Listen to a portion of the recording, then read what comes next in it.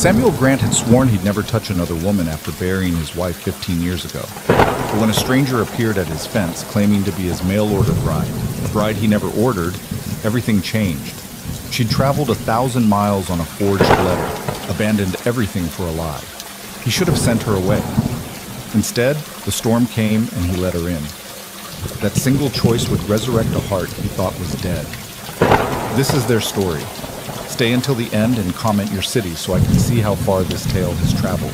The Utah Territory in 1884 was a land that didn't forgive weakness. It carved men into stone and women into ghosts, and Samuel Grant had become both. 15 years he'd worked this ranch alone. 15 years since the telegram came, telling him his bride-to-be had died in a hospital overseas before they could marry. 15 years of silence so deep it had become another resident of the property, settling into the corners of rooms and the spaces between fence posts. The morning she arrived, Samuel was mending the north fence line, the same stretch he'd been working on for 3 days. The wood was stubborn, rotted through in places where the winter had been particularly cruel. His hands moved with mechanical precision. Hammer, nail, test the board, move to the next. The repetition was meditation, the only kind of prayer he allowed himself anymore. He didn't hear her approach at first. The wind was picking up from the west, carrying the smell of snow from the mountains, and it masked the sound of footsteps on the muddy road. When he finally looked up, she was standing there at the gate, swaying slightly like a willow in a storm. She was a ruin of a woman. That was his first thought. Her traveling dress, which might have once been a respectable brown, was now the color of the road itself, caked in mud up to her knees. Her bonnet hung askew, revealing dark hair that had escaped its pins and now clung to her face in damp strands. Her boots, what he could see of them, were barely holding together, the leather split along one side. But it was her face that stopped him, pale as milk, with shadows under her eyes so dark they looked like bruises. She gripped the fence post as if it were the only thing keeping her upright, and when she spoke, her voice was raw, like she'd been screaming or crying or both. "Mr. Grant? Mr. Samuel Grant?" He set down his hammer slowly, studying her. "That's me. I'm Clara Whitmore." She paused, and something flickered across her face. Hope, fear, defiance. He couldn't tell. "I'm your mail-order bride." The words hung in the air between them, absurd and impossible. Samuel felt his jaw tighten. "My what?" Her hand trembled as she reached into the pocket of her coat and pulled out a letter. The paper was wrinkled and stained, folded and refolded so many times the creases had begun to tear. She held it out to him through the fence rail. "This," she said, "your letter. You wrote to the agency in St. Louis 6 months ago. You paid for my passage. I've been traveling for 3 weeks to get here." Samuel took the letter, his fingers numb despite the work gloves. He unfolded it carefully, and there it was, his name at the bottom, Samuel Grant, in a hand that was definitely not his own. The words above it were formal, sterile. "Seeking a woman of good character for marriage and companionship. Ranch in Utah Territory. Hard work but honest living. Must be willing to face frontier conditions." He read it twice, then looked up at her. "I didn't write this." The color drained from her face, what little was left. "What?" "This isn't my handwriting. I never wrote to any agency." He handed the letter back to her. "Someone's played you false, Miss Whitmore." She stared at the letter in her hands as if it had transformed into a snake. Her lips moved, forming words that didn't come out. Then she looked up at the sky, at the mountains, at the fence, at anything but him. "I see," she finally said. Her voice was empty now, hollowed out. "I left everything. My position, my room, everything I owned except what I could carry. I spent every penny I had on the train fare. The agency told me it was all arranged, that you paid, that there was a home waiting." Samuel felt an uncomfortable twist in his gut. "The agency took your money?" "They said it was for processing fees, documentation." She laughed, a bitter sound. "I suppose it was all a scheme then. The letter, the whole thing." She folded the paper and put it back in her pocket with movements that were too careful, too controlled. A woman holding herself together by sheer will. Samuel knew that particular kind of breaking, the kind where you couldn't afford to crack, not yet, Not until you were alone. Well, she said, straightening her shoulders. Thank you for your honesty, Mr. Grant. I apologize for the intrusion. She turned to go, and Samuel watched her take 3 steps back down the muddy road before something made him speak. Storm's coming. She stopped but didn't turn around. Big one, by the look of those clouds. Be here in an hour, maybe less. You won't make it back to town before it hits. I'll manage, she said. Millwater's 8 miles. Road will be impassable once the rain starts, and if it turns to snow up higher, you'll freeze before you get halfway. Now she did turn, and he saw the pride warring with desperation in her face. I won't impose on you, Mr. Grant. You've made it clear I'm not wanted here. Didn't say that. He picked up his hammer, turning back to the fence. Said I didn't order a bride, but I'm not fool enough to send a woman out into a storm. There's a spare room. You'll sleep by the stove tonight, eat a hot meal, and when the weather clears tomorrow, I'll drive you to town myself. I have no money to pay you. Didn't ask for any. She was silent for a long moment. He could feel her studying him, weighing options she probably didn't have. Just tonight, she finally said. Just tonight, he agreed, though something in his chest told him it was a lie, even as he said it. Boston. The ranch house was exactly what Clara had expected, and nothing like it at the same time. It was sturdy, built from thick logs that had weathered into a silver gray. A stone chimney rose from the center, currently sending up a thin trail of smoke. The porch sagged slightly on one side, but looked functional. It was a working ranch house, practical and plain. But inside, it was a tomb. The first thing that struck her was the silence.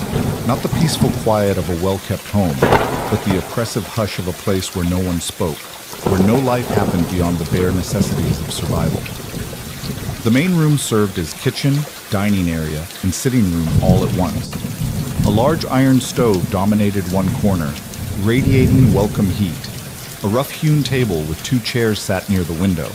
A single armchair faced the fireplace, worn in the exact shape of the man who sat in it.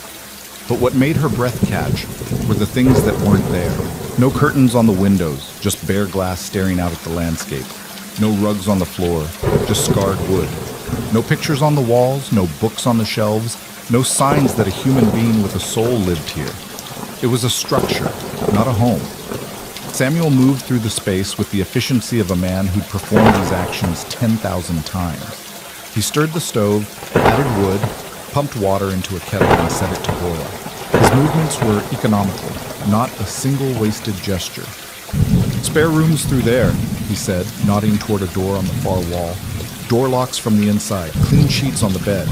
You can wash up if you like. There's a basin and pitcher. Thank you. Clara wasn't sure what else to say. She felt like a ghost, insubstantial and out of place. Stew will be ready in an hour. Not fancy, but it's hot.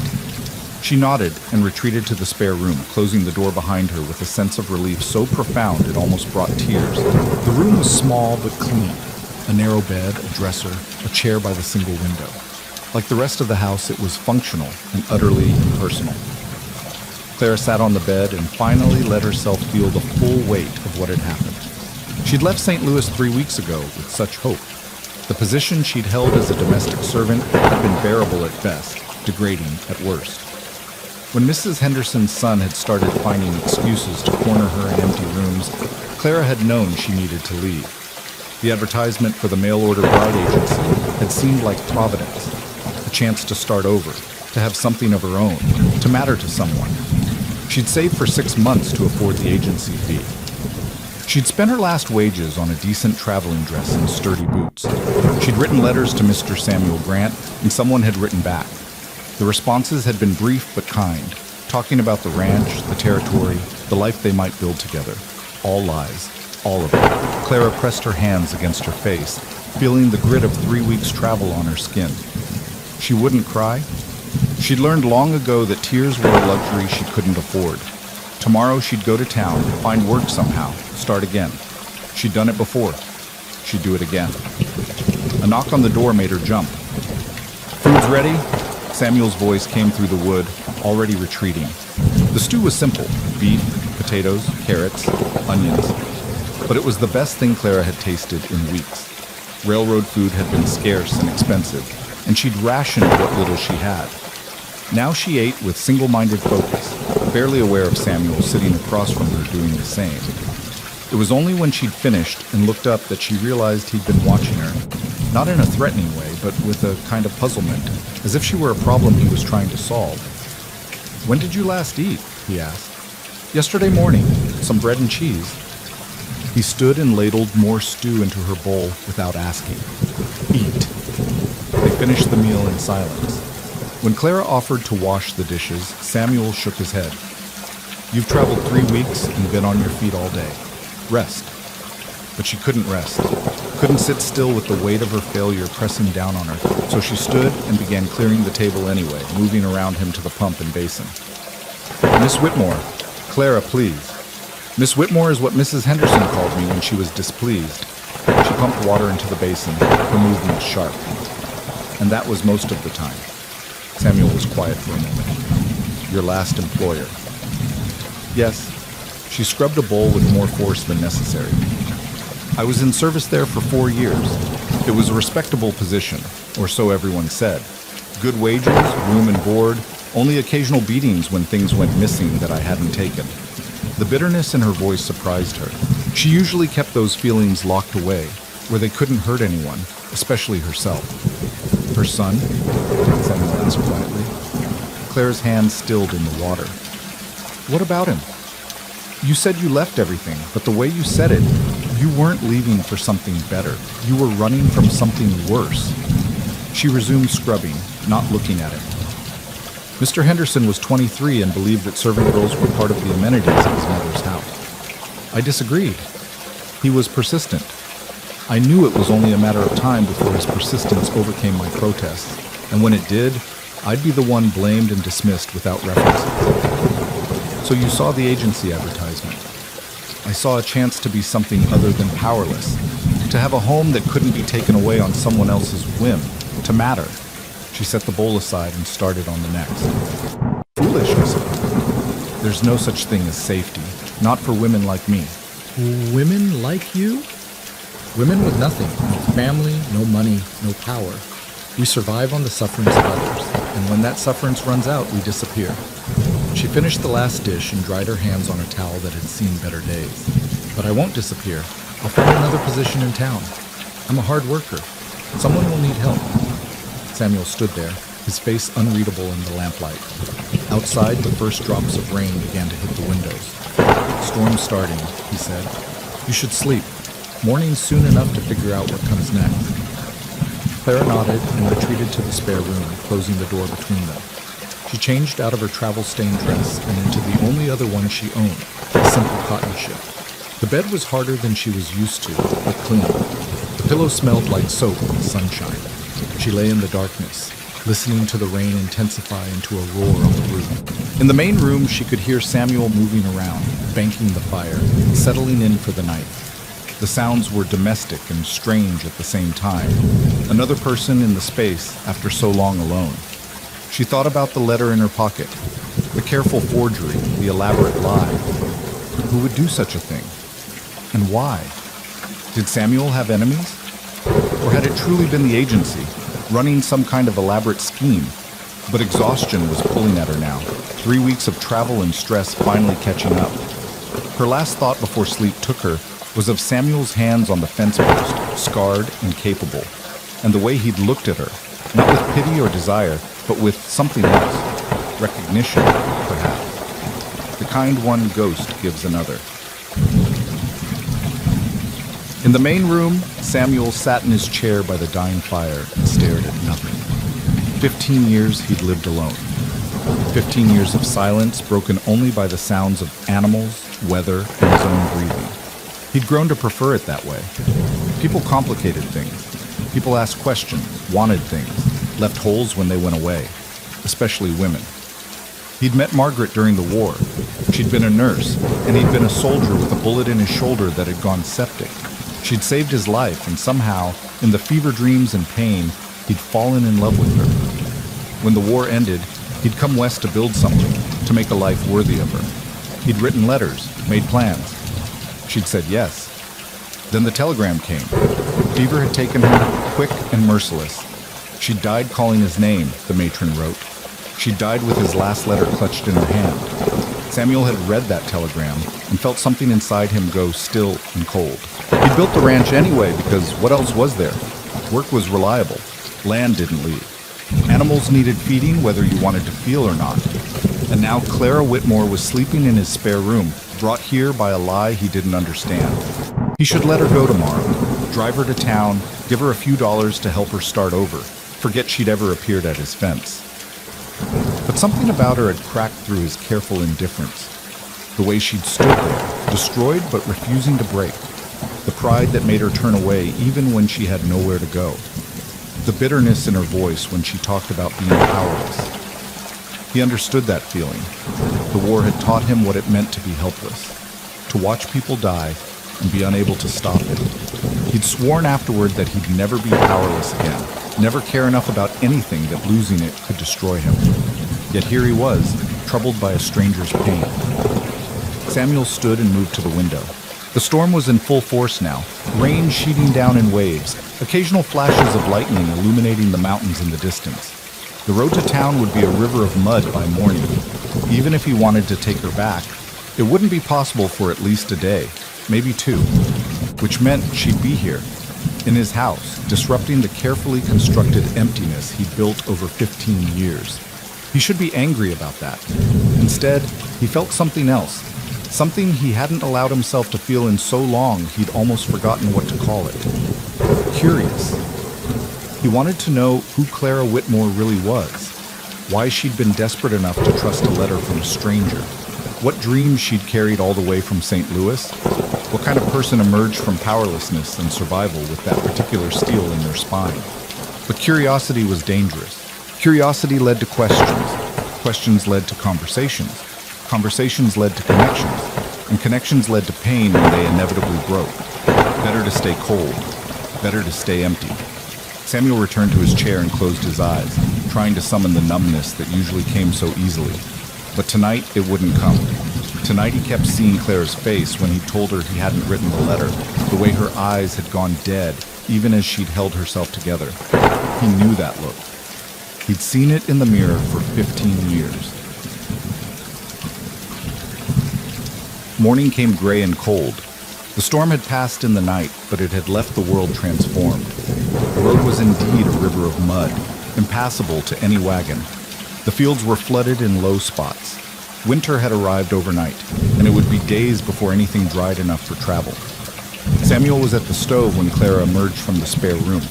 She'd done her best to clean up, hair pinned back, dress brushed clean, face washed. But she still looked exhausted, and he noticed the way she moved carefully, like someone whose body ached in places polite people didn't mention. "Road's out," he said without preamble. "Won't be passable for at least 2 days, maybe 3. He watched her process this information, saw the flicker of dismay quickly suppressed. "I see. I don't want to impose. Already imposed. Nothing to be done about it now." He poured coffee into 2 cups, set one in front of the empty chair. Might as well eat. Breakfast was simple: eggs from his chickens, bread from the loaf he'd baked 3 days ago, butter churned from his cow's milk. He was self-sufficient by necessity and preference. Everything on this ranch he'd built or made or grown himself.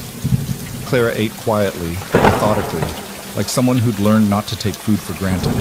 When she finished, she stood and began clearing the table without asking. "You don't have to do that."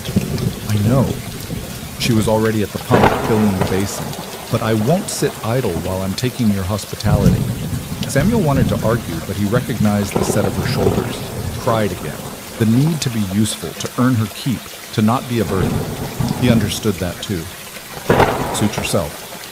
He left her to it and went out to check the animals. The chickens were fine, the cow needed milking, the barn needed mucking out. Normal work, the kind that filled his days and kept his hands busy and his mind blank. Except today his mind wouldn't stay blank. He kept thinking about Clara in his house, washing his dishes, occupying space that had been empty for so long. It felt wrong, and right at the same time, disorienting, like trying to walk on a ship's deck in a storm. When he came back an hour later, the dishes were clean and drying, the floor had been swept, and the smell of fresh bread was filling the room. Clara stood at the stove, kneading dough with practiced efficiency. "Found flour and yeast in your stores," she said without looking up.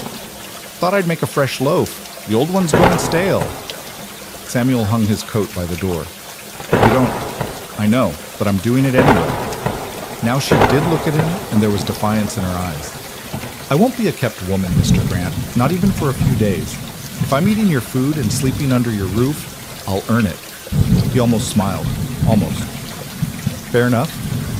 They moved around each other carefully for the rest of the morning, two strangers negotiating a small space.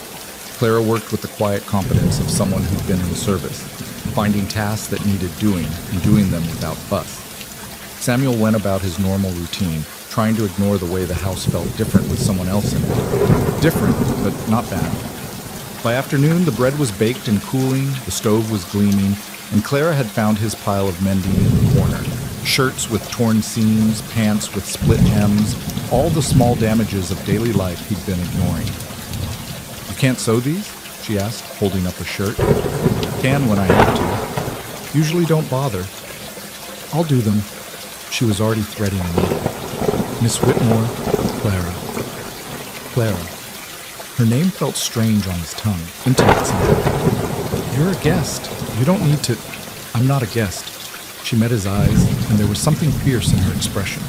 "Guests are invited. I appeared at your fence by accident, and you took me in out of decency. The least I can do is make myself useful." Samuel started to argue, then stopped. He recognized stubbornness when he saw it. He'd spent 15 years cultivating his own. "Then I'll thank you for it." She nodded and bent over the mending, her fingers moving with practiced skill. Samuel sat in his chair and watched her for longer than he should have before forcing himself to look away. The day passed. Evening came. They ate the new bread with butter and jam Clara had found in the back of the cupboard. The silence between them was less awkward now, more companionable. Or maybe Samuel was just getting used to having another person around. Dangerous thought. After dinner, Clara sat by the lamp and continued the mending. Samuel worked on accounting, tallying expenses and income from the ranch. The numbers were good. He was careful, frugal, successful by frontier standards. The ranch could support two people easily, more if needed. Not that it mattered. Clara would leave as soon as the road cleared. This was temporary, a brief disruption in his carefully ordered life. "May I ask you something?" Clara's voice broke the silence. Samuel looked up from his ledger. "Go ahead." "The letter. Do you have any idea who might have written it?" He'd been thinking about that himself. "Maybe. There's a man in town, Elias Monroe. He's been after me for years to remarry, says I'm wasting my life out here alone. He's the only one who'd know my business well enough to forge something like that." "A friend?" "Once. We served together in the war. He settled in Millwater after. Runs the general store." Clara was quiet for a moment, her needle flashing in the lamplight. Why would he do something like that? "Elias believes in meddling, thinks he's helping." Samuel's voice was harder than he intended. "Thinks he knows what's best for everyone." "And what do you think is best for you, Mr. Grant?" The question caught him off guard. When was the last time anyone had asked him what he wanted, what he thought, what he needed? "I think," he said slowly, "that best is probably overrated. Safe is better, simple is better." Safe and simple. Clara tested the words. "Is that the same as happy?" "Happy's a luxury. Or a choice." He looked at her sharply. "You saying I'm choosing to be miserable?" "I'm saying we're both choosing something." She tied off a thread and reached for another shirt. "I chose to believe a letter from a stranger rather than face what was waiting for me in St. Louis. You chose to lock yourself away on this ranch rather than risk caring about anyone again. Neither of us is happy, but we're both safe. The question is whether that's enough." Samuel felt something sharp lodge in his chest. "You don't know anything about it. I know you've been alone for a long time. I know this house has a spare room with clean sheets that no one ever uses. I know you have mending piled in the corner because there's no one to care whether your clothes are torn." She gestured at the bare walls, the empty window. "I know you've stripped this place of anything that might make you feel something. That's not safety, Mr. Grant. That's surrender. You're here 3 days and you think you can judge how I live?" "I'm not judging. I'm recognizing." Claire's voice was soft now, without anger. I see you because I am you. Different circumstances, same surrender.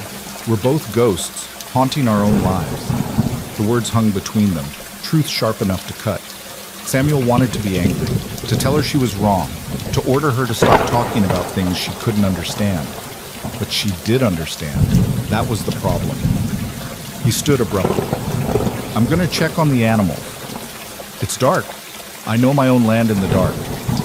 He grabbed his coat and went out into the cold night air, letting the door slam behind him. The stars were sharp overhead, the kind of clear sky that came after a storm. He stood there breathing hard, watching his breath fog in the lamplight spilling from the window. Inside, he could see Clara's silhouette bent over the mending, the picture of domestic peace. And he could feel the walls he'd built around himself starting to crack, feel the cold emptiness he'd cultivated starting to fill with something warm and frightening and utterly unwelcome. He'd survived 15 years by not feeling, by not wanting, by not hoping for anything more than the next day's work. Clara Whitmore had been here 3 days, and she'd already disrupted all of that. The smart thing would be to put her on the first wagon to town, give her money, wish her well, and close the door on this strange interlude. Return to the emptiness that was safe and known. But Samuel stood there in the cold, looking at the light in his window, and for the first time in 15 years, he wasn't sure he wanted to be safe anymore. Bosom. On the third day, Clara woke to the sound of hammering. She dressed quickly and went to the window. Samuel was on the porch, replacing the board she'd noticed was loose. He worked with focused intensity, the kind that said he was trying not to think about something. She knew the feeling. The night before had been awkward after his abrupt departure. He'd come back an hour later, said nothing, and gone straight to his room. This morning he'd been up before dawn, already outside when she emerged, avoiding her. She didn't blame him. She'd overstepped, said things she had no right to say. What did she know about his life, his choices? She was a stranger, an intruder brought here by accident and fraud. Clara made coffee and breakfast, the morning routine becoming familiar now. When Samuel came in, she had everything ready. He nodded his thanks, but didn't meet her eyes. They ate in silence that felt different from before, heavier, loaded with things unsaid. Finally, Clara couldn't stand it anymore. I'm sorry about last night. I spoke out of turn. Samuel looked up, surprise crossing his face. No, you didn't. I had no right to eke it. You were right. He set down his coffee cup. That's what made it hard to hear. Clara didn't know what to say to that, so she said nothing. I've been thinking, Samuel continued, about the letter, about who sent you here. I should go to town today, confront Elias, get to the bottom of this. The road should be passable now, muddy, but a horse can make it. I'll come with you. He shook his head. You should rest. Mr. Grant, Samuel. She leaned forward. If someone did this deliberately, if it's about you and not just some scheme, then I deserve to know why I was used as a pawn. I'm coming. He studied her for a long moment, then nodded. Get ready then. We leave in an hour. The ride to Millwater was slow and uncomfortable. The road was a mess of mud and standing water, and Clara's mare, borrowed from Samuel's small string of horses, picked her way carefully. Samuel rode ahead on his gelding, both of them silent. Clara used the time to look at the landscape properly. It was beautiful in a harsh, unforgiving way. Mountains rose to the east, still white with snow. The valley spread out before them, gold with dead grass and sage. Here and there, lonely homesteads dotted the distance, smoke rising from chimneys. It was empty and vast and utterly different from St. Louis. She thought about what Samuel had said, that she was right about his surrender. She wondered if he understood that she'd been talking about herself, too. Coming west hadn't been brave. It had been running. Believing the letter hadn't been hope. It had been desperation. But maybe running was better than staying. Maybe desperation was better than giving up entirely. Millwater appeared as they crested a rise, a collection of buildings clustered along a single main street. It was bigger than Clara had expected, but still small by city standards. A church, a schoolhouse, several stores, a saloon, a hotel. People moved along the boardwalks, going about their business. Samuel led her to a store near the center of town. The sign over the door read, Monroe's General Good. Wait here, Samuel said, dismounting. I will not. He looked like he wanted to argue, but thought better of it. Fine, but let me do the talking. They tied the horses and went inside. The store was well stocked and tidy, with everything from dry goods to hardware to fabric. A man stood behind the counter, tallying something in a ledger. He looked up when the bell over the door rang. "Samuel! Didn't expect to see you in town today. Usually you..." He stopped mid-sentence, his eyes moving to Clara. "Oh, Elias." Samuel's voice was flat. "We need to talk."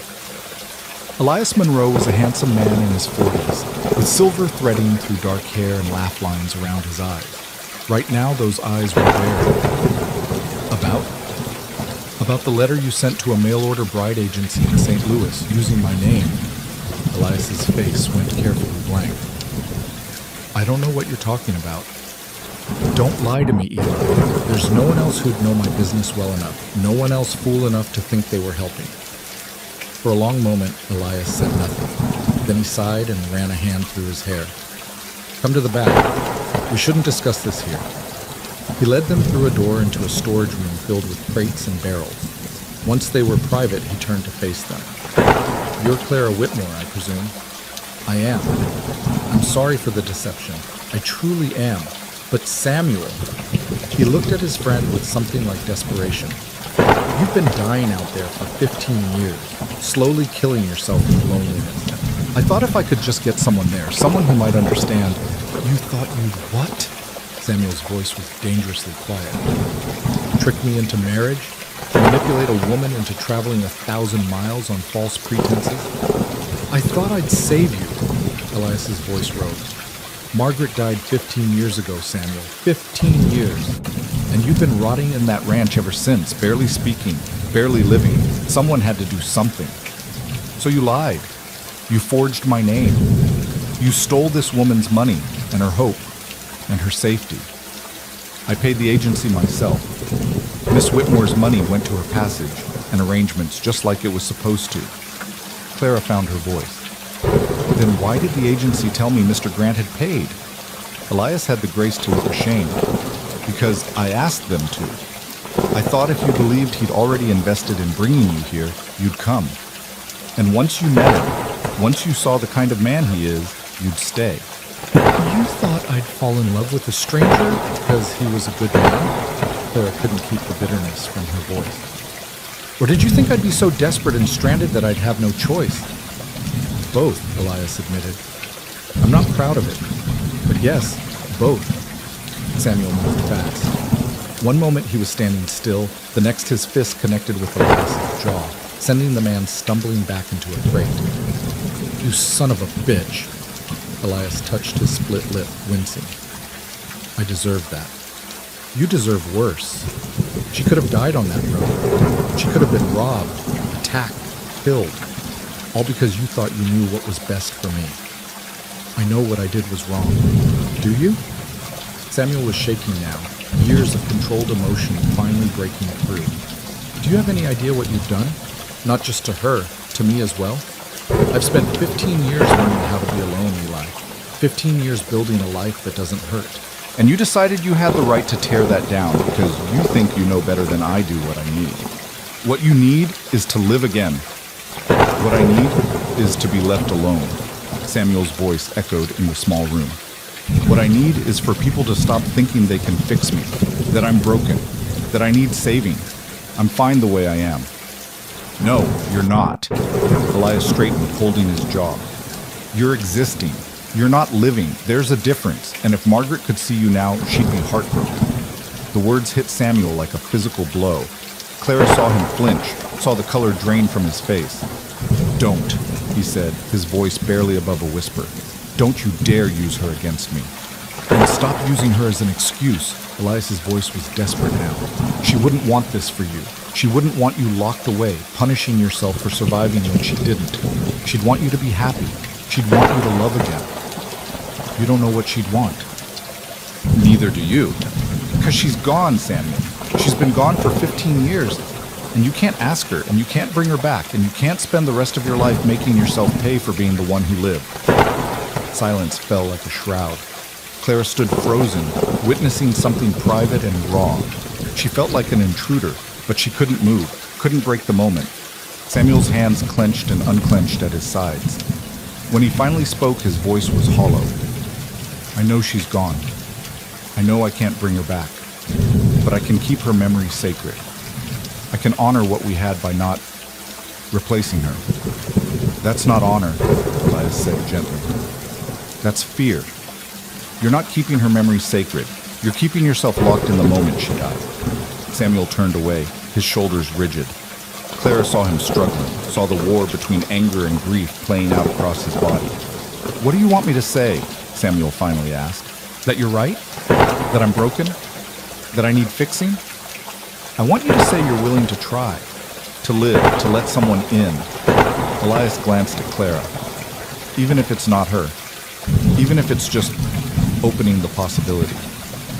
Samuel was quiet for a long time. Then he turned to Clara, and the look in his eyes was complex. Shame, anger, apology, all mixed together.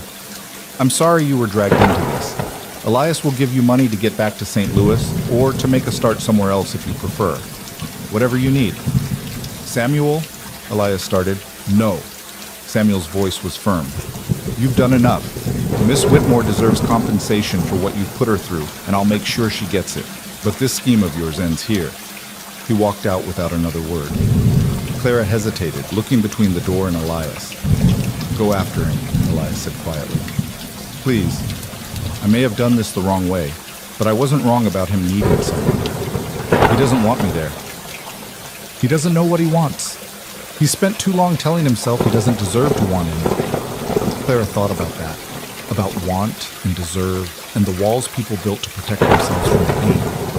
Then she straightened her shoulders and followed Samuel out into the street. He was already mounted, gathering his reins. She hurried to her horse and pulled herself into the saddle. Mr. Grant, wait. He didn't look at her. You should stay in town. I'll send your things. Elias will make sure you're taken care of. What if I don't want to stay in town? Now he did look at her, confusion crossing his face. Why would you want to come back? Because I don't have anywhere else to go. That was true, but it wasn't the whole truth. Clara searched for the right words. And because I understand now what this was about, what Elias was trying to do. He was trying to manipulate us both. He was trying to help a friend who was hurting. He did it wrong, but the intention wasn't cruel. So you're defending him? No, I'm saying I understand the impulse. Clara guided her horse closer. Samuel, I'm not asking to be your wife. I'm not even asking to stay permanently. But that spare room has been empty for 15 years, and your mending's been piling up. And you've been alone so long you've forgotten what it's like to have someone care whether you come in from the cold. I don't need... maybe not. But maybe I do. Her voice softened. I have nowhere to go and no money to get there. You have a ranch that could use another pair of hands and a house that's too quiet.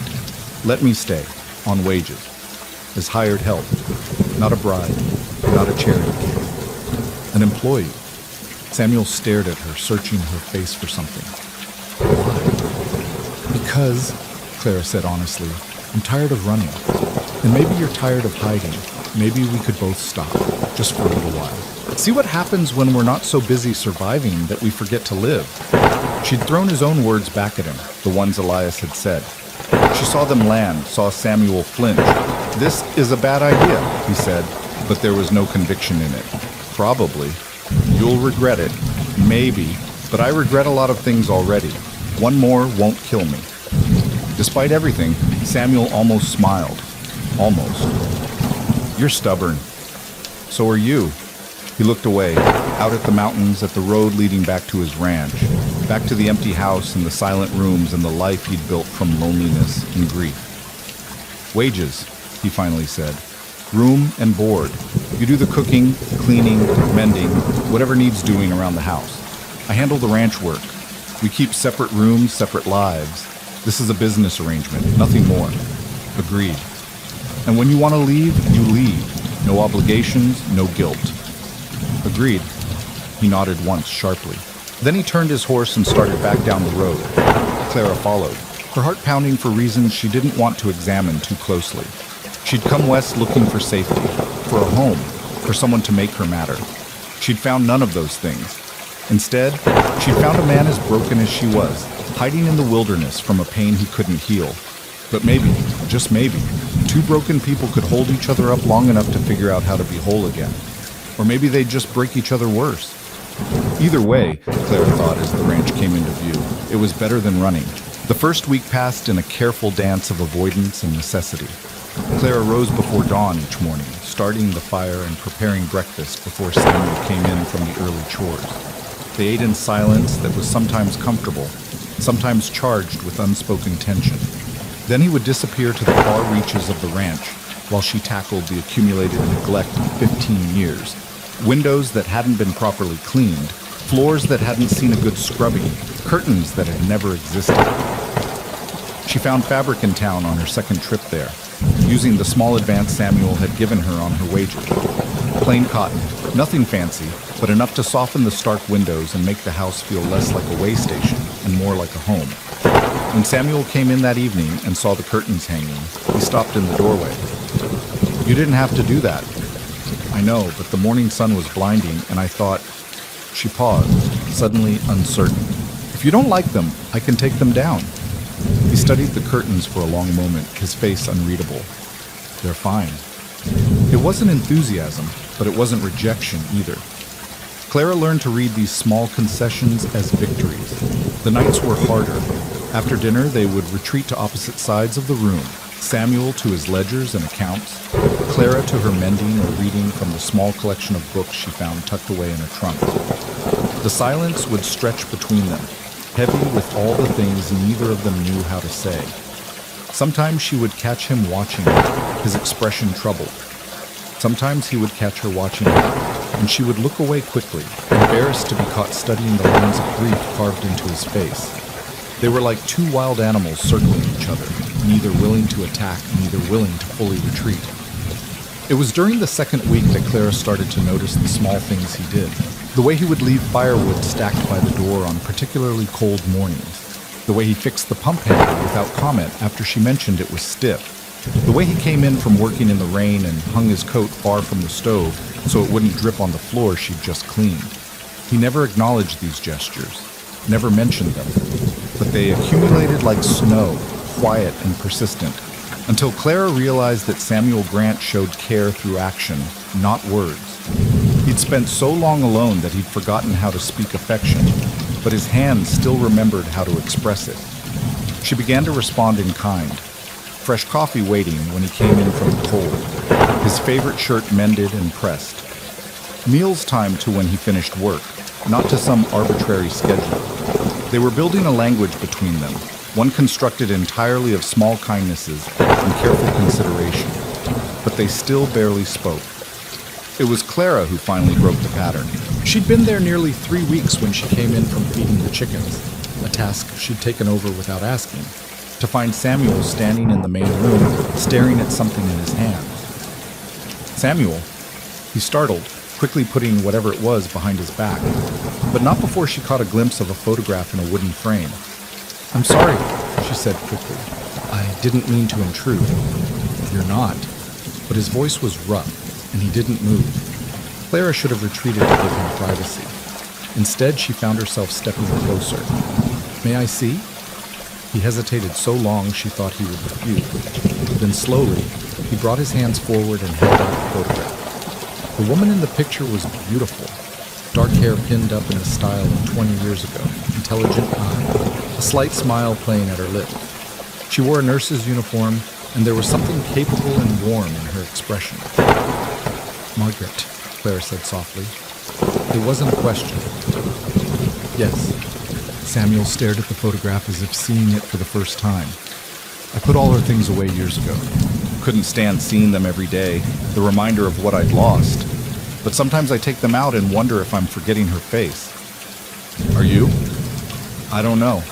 When I look at this, I see her clearly, but when I close my eyes and try to remember, it gets harder. The details blur, and I'm terrified that one day I'll forget completely, and it'll be like she never existed at all." Clara understood that fear intimately. Her own mother had died when she was 12, and already the precise color of her eyes had faded from memory. She could remember that they were blue, but what shade? What exact Tell me about her, Clara said, settling into the chair opposite him. Not about how she died, about how she lived. Samuel looked at her in surprise. Why? Because she was important to you. Because she's part of who you are. And because, Clara chose her words carefully, because I think you've spent so long mourning her that you've forgotten to remember her. He sat down slowly, still holding the photograph. For a long moment, he said nothing. Then, haltingly, he began to speak. She was from Boston, educated, cultured, everything I wasn't. I was just a farm boy who'd enlisted because it seemed like the right thing to do. Got shot in the shoulder, infection set in. I was delirious for days, and she was there every time I woke up. Cool cloths on my forehead, water for my fever, steady hands changing bandages. His voice grew softer as he spoke, the rough edges smoothing into something almost tender. She had this laugh, not polite or restrained like you'd expect from a lady. It was full and genuine, the kind that made everyone around her smile too. And she was fierce. I saw her dress down a doctor twice her age for not washing his hands properly between patients. He tried to pull rank, and she just looked at him and said, "Germs don't respect rank, doctor, and neither do I." He washed his hand. Despite the sadness of the moment, Clara felt herself smile. She sounds remarkable. She was. Too remarkable for me, I always thought. But she said yes when I asked her to marry me. Said she'd come west, leave a comfortable life in Boston, start over in a place she'd never seen, just because I asked. She loved you. She must have. And I loved her so much it terrified me. I worked like a madman to build this place, to make it worthy of her. Every fence post I put in, every board I nailed, it was for her. So she'd have a home, a life, something solid and real. His hands tightened on the frame. And then she died before she could even see it, before we could marry, before any of it mattered. It mattered, Clara said firmly. Samuel, it mattered. Maybe not in the way you planned, but you built something lasting. This ranch exists because you loved her. That's not nothing. It feels like nothing. What good is a ranch without someone to share it with? What good is any of this if I'm alone? The rawness in his voice made Clara's chest ache. She wanted to reach across the space between them, to take his hand, to offer some physical comfort. But she knew instinctively that he wasn't ready for that, might never be ready. "You're not alone right now," she said instead. "I'm here." "For how long?" He looked at her, and there was something desperate in his eyes. "How long until you realize this place is a tomb, and I'm a dead man walking? How long until you leave?" "I don't know," Clara said honestly. "I don't know what the future holds. But I'm here now, and that counts for something, doesn't it?" Samuel set the photograph on the table between them. "I don't know how to do this. I don't know how to let someone in without..." He stopped, swallowing hard. "Without it destroying me when they leave. Then don't let me in." Clara met his eyes. "Keep your walls up. Keep me at a distance. But maybe you could stop pretending you don't need anyone.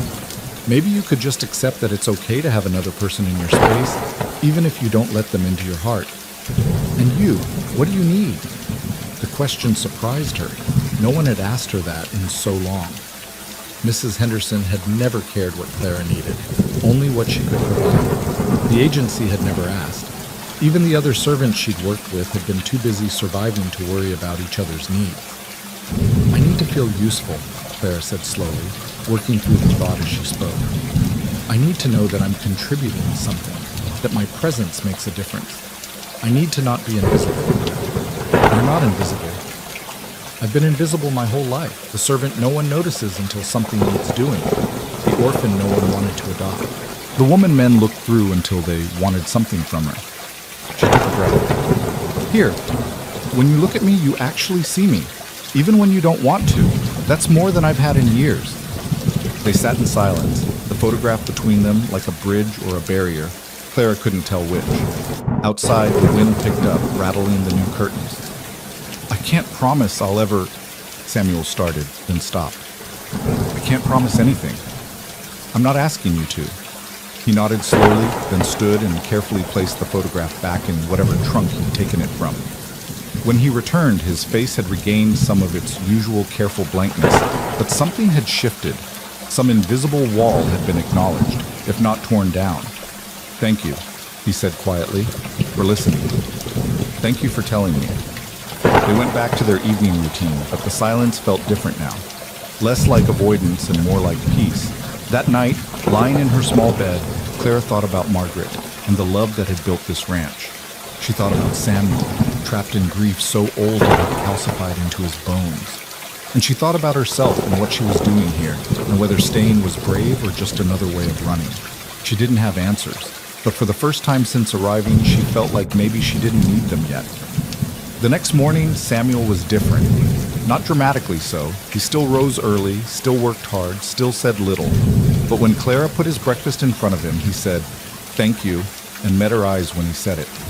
When he came in from the morning chores, he mentioned that one of the hens seemed ill and asked if Clara had noticed anything. Small things, but they added up to something that felt like the beginning of conversation.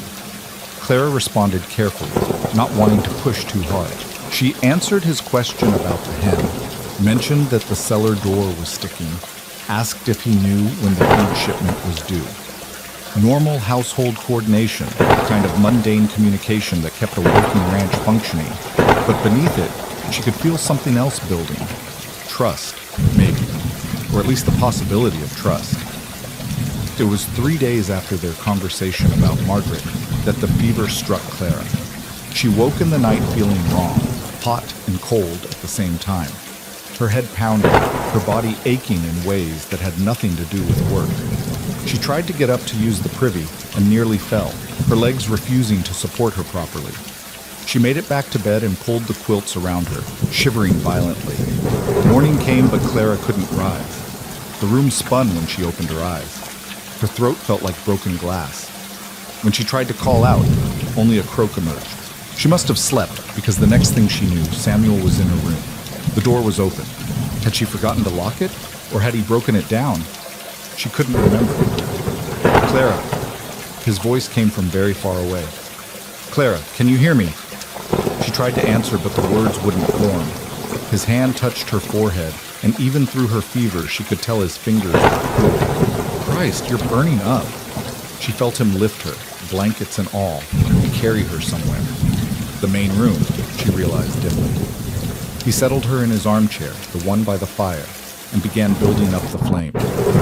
Time became strange after that. She was hot, then cold, then hot again. Sometimes she saw Samuel's face hovering over hers, lined with worry. Sometimes she saw shadows that might have been memories or might have been fever dreams. She saw Mrs. Henderson's son reaching for her in a dark hallway. She saw the train journey west, endless and swaying. She saw her mother's face, which she thought she'd forgotten.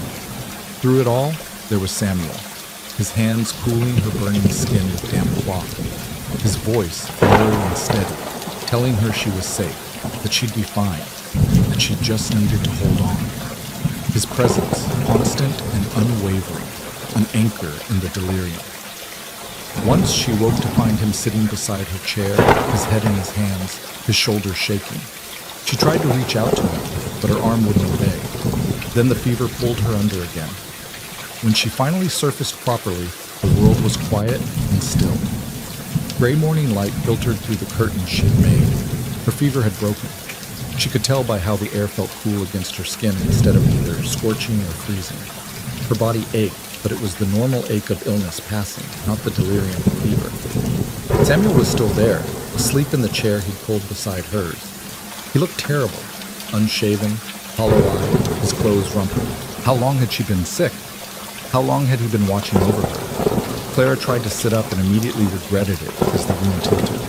The movement must have made a sound because Samuel's eyes snapped open instantly, alert despite his obvious exhaustion. "Clara!" He was on his feet in an instant, one hand steadying her shoulder. "Easy. Don't try to move too fast." "What?" Her voice was a rasp. "How long?" 3 days. You've been in and out, mostly out." He reached for a cup of water on the nearby table. "Drink this, slow." The water was the best thing she'd ever tasted. She drank it too fast despite his warning and had to stop to cough, which hurt her raw throat. "Easy," he said again, and there was something in his voice she'd never heard before. Fear. Samuel Grant, who faced everything with stoic calm, had been afraid. "You stayed," she said when she could speak again. "Of course I stayed. You think I'd leave you alone like that? You could have sent for someone from town, a doctor, Mrs. She couldn't remember any names. Her mind was still fuzzy. The doctor came. Samuel set the cup aside. Said it was fever, probably from something you caught on the journey out here. Said all we could do was keep you cool and wait for it to break. He left medicine, but mostly you needed rest and watching. So you watched. Someone had to. But the way he said it, the way he wouldn't quite meet her eyes, told Clara it was more than duty. She thought about waking to see him with his head in his hands, shoulders shaking. She thought about how his voice had sounded in her delirium, steady and constant, promising her safety. "Samuel," she said softly. "Thank you." He finally looked at her, and what she saw in his face made her breath catch. It wasn't love. That would be too much, too soon. But it was connection, recognition. The look of someone who'd been terrified of losing something they'd only just realized they wanted to keep. "You scared me," he said bluntly. "I thought..." He stopped, jaw working. "I thought you were going to die, and I realized I didn't want you to. That somewhere in the last few weeks, I'd gotten used to you being here. That I'd started to..." He cut himself off, shaking his head. "Never mind." "Started to what?" "Nothing. You need to rest." But Clara caught his hand before he could pull away. "Clara, please." He looked at their joined hands, his scarred and calloused, hers thin and fever-weak. "I'd started to care. Whether you ate, whether you were warm, whether you were happy. I'd started to listen for your footsteps in the morning, to notice when you were quiet, to..." He swallowed hard. "To remember what it felt like to have someone that mattered. And it terrified me. Because I know how this ends. People leave. People die. And I can't..." His voice broke, and Clara squeezed his hand as hard as her weakened state allowed. "I'm not dead," she said. "I'm right here." "But you could have been. And the thought of that, of this house going back to silence, of eating alone and working alone and having no one to notice if I came in from the cold..." He pulled his hand away and stood abruptly. "This is why I didn't want anyone here. This is why I've stayed alone. Because caring hurts. Losing hurts. And I've already lost everyone I ever cared about." Clara wanted to argue, to tell him that the risk was worth it, that isolation was worse than potential loss. But she was too tired, and he was too raw, and sometimes the truth needed time to settle before it could be spoken. "Okay," she said instead. "I understand." He looked at her in surprise. "You do?" "I do. Because I feel it too. I came here expecting nothing, and somehow I found something. This place, these weeks, they've mattered. You've mattered. And that's frightening because I've learned not to count on anything lasting. But maybe..." She took a breath. "Maybe we don't have to decide everything right now. Maybe we can just acknowledge that we care and figure out what that means later." Samuel studied her for a long moment. Then he nodded slowly. "Later. After you've recovered. After we've had time to think." "After," Clara agreed. He brought her soup then, and bread, and she ate what she could. He helped her back to her own bed, which he'd somehow found time to change with fresh sheets. He made sure she had water nearby, that the blankets were enough but not too much, that the room was warm but not stifling. And before he left, he paused in the doorway and said, "I'm glad you're all right." It was perhaps the most emotionally direct thing he'd ever said to her. "Me too," Clara replied, and meant it in more ways than one. The next few days were a study in careful navigation.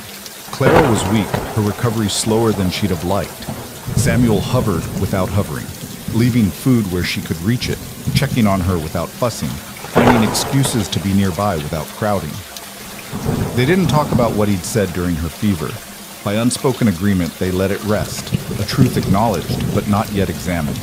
Instead, they fell back into routine, or as much routine as possible with Clara still recovering.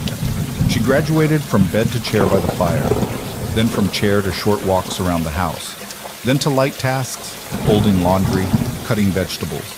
Samuel watched her like she might collapse at any moment, and she pretended not to notice his vigilance. It was almost a week after her fever broke that Clara felt strong enough to venture outside. The morning was cold but clear, the kind of crystalline winter day that made everything sharp and bright. She bundled up in the coat Samuel had given her, his own spare, too large but warm, and stepped out onto the porch. The world smelled clean. Pine from the mountains, sage from the valley, wood smoke from the chimney. Clara breathed it in and felt something in her chest expand. She'd been so focused on surviving, on recovering, on navigating the strange space between her and Samuel, that she hadn't taken time to simply exist. She walked to the fence line, moving slowly, her legs still weak. The mountains rose in the distance, white-capped and eternal. The valley spread out before her, winter-browned but beautiful. This land was harsh, unforgiving, but it was also honest. It demanded strength and gave back exactly what you put into it. No lies, no pretense, no betrayal. She understood why Samuel had chosen this place, why he'd poured his grief and love into building something here. There was healing in this kind of honesty, in work that showed tangible result, in a life stripped down to essentials. You're supposed to be resting. Clara turned to find Samuel approaching from the barn, carrying a bucket of something, grain or feed. She couldn't tell at this distance. I've been resting for days. I needed air. He set down the bucket and moved to stand beside her at the fence. For a moment, they both looked out at the mountains in silence. It's beautiful, Clara said. It's empty. Empty isn't the same as lonely. He glanced at her. Isn't it? Empty is neutral, a blank canvas. Lonely is... She searched for the words. Lonely is when the emptiness hurts, when you notice what's missing more than what's there. And which is this? Clara considered. Right now, just empty. There's space here for whatever we choose to build, or not build. Samuel turned to face her fully. Clara, about what I said, when you were sick. You don't have to... Let me finish. He took a breath. I meant it. All of it. I have started to care, but I don't know what to do with that. I don't know how to... He gestured helplessly. How to be a person who cares about someone without it consuming everything. How to let you matter without making you my whole world. With Margaret, I loved her so completely that when she died, I died too. Just kept walking around afterward. And I can't do that again. I'm not asking you to. Then what are you asking? Clara thought carefully before answering. I'm asking if we can be friends. Real friends. The kind who talk to each other, who share meals and conversation and the occasional truth. I'm asking if we can care about each other without labels or promises or expectations. She smiled slightly. Just be two people sharing a space, trying to figure out how to live, instead of just survive. Friends, Samuel repeated, testing the word. Unless you'd rather not? No. Nah. He looked out at the mountains again. I haven't had a friend in years. Don't know if I remember how. Neither do I. We'll figure it out together. He nodded slowly.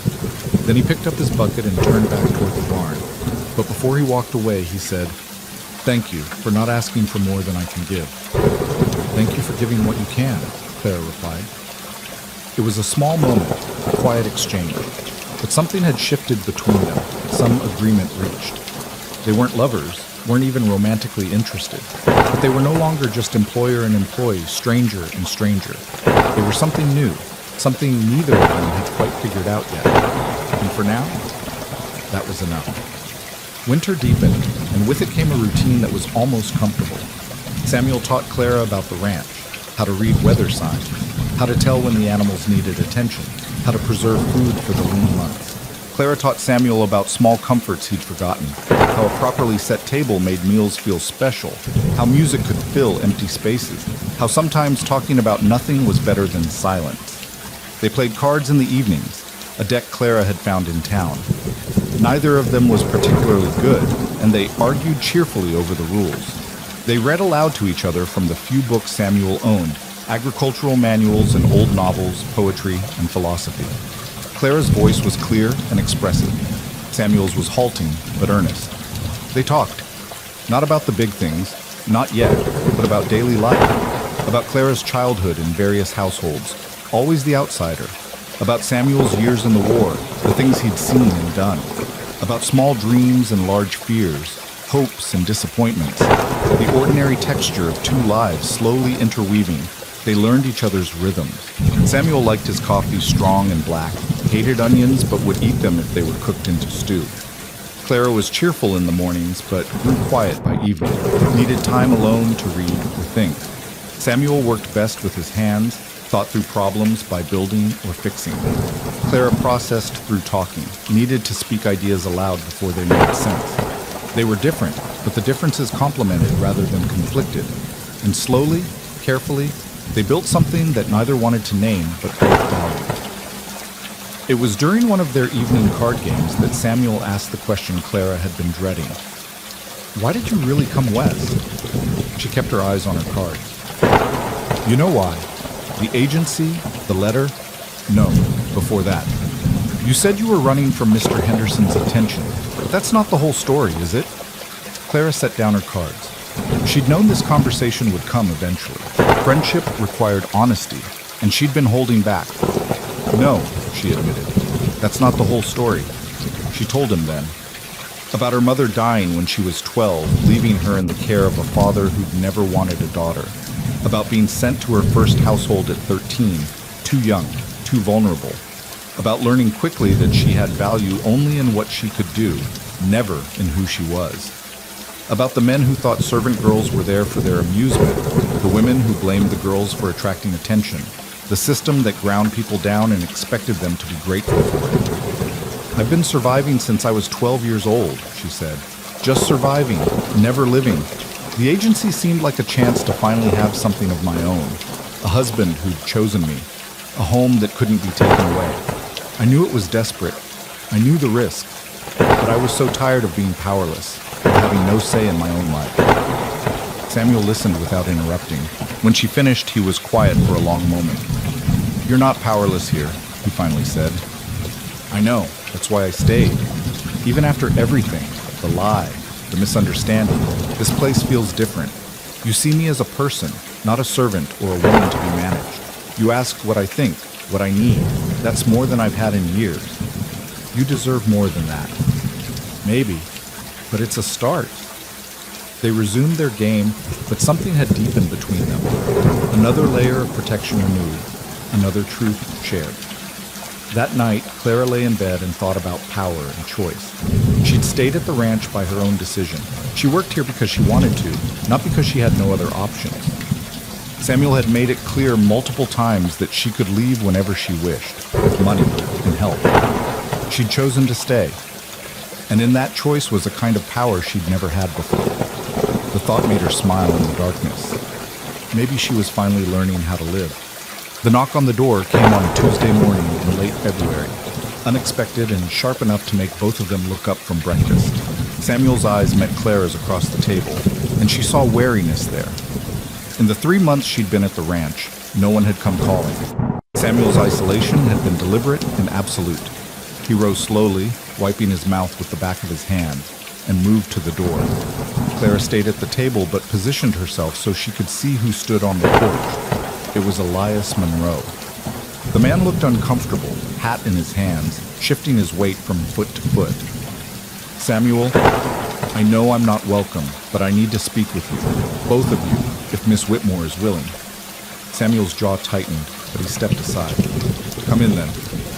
Elias entered, nodding respectfully to Clara. "Miss Whitmore, I'm glad to see you're still here. I wasn't sure, after everything, if you'd stay."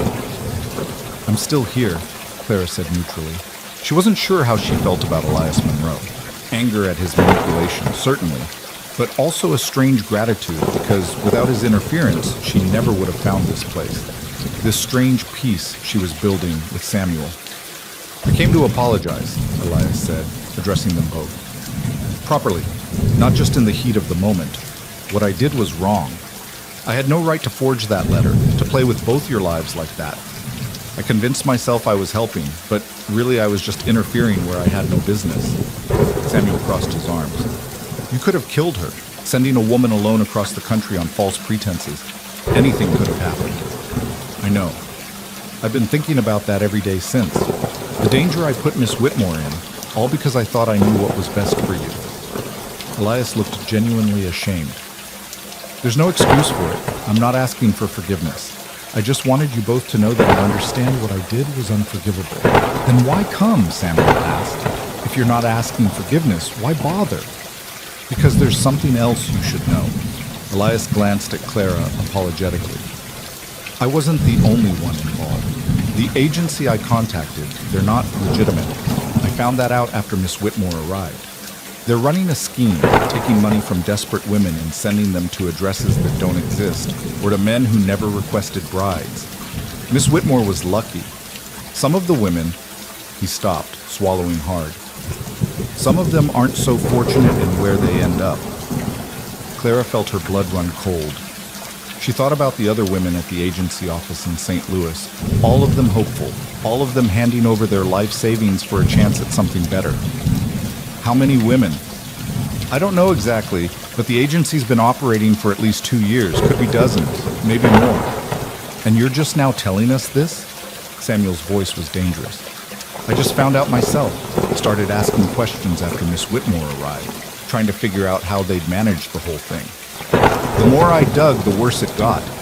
I've reported them to the authorities in St. Louis, but these things take time, and in the meantime, he looked at Clara. There's a woman coming, another one. She's expected at the Murphy Ranch next week. Expected by who?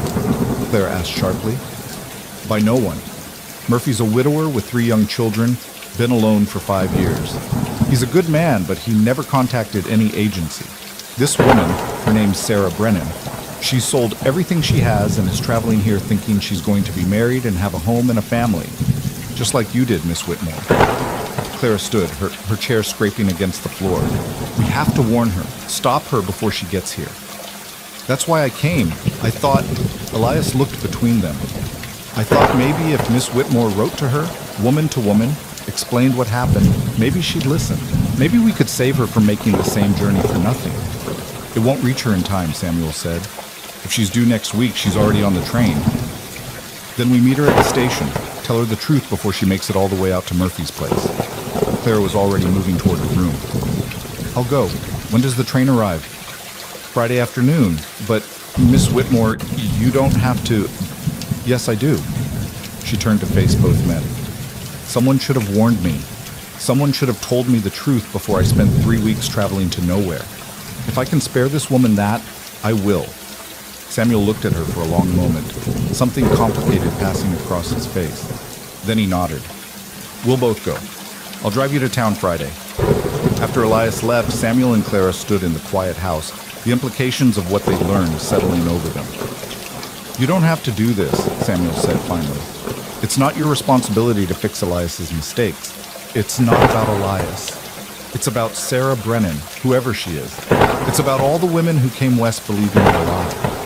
Clara moved to the window, staring out at the mountains. I was lucky, Samuel. I ended up here with you, and it's been... She paused, searching for the right word. Safe. Good. But what if I'd been sent to someone cruel? Someone who would have taken advantage of a woman with nowhere else to go? I know. His voice was quiet. I've been thinking about that too, about how easily it could have gone differently. Then you understand why I have to warn her. I do.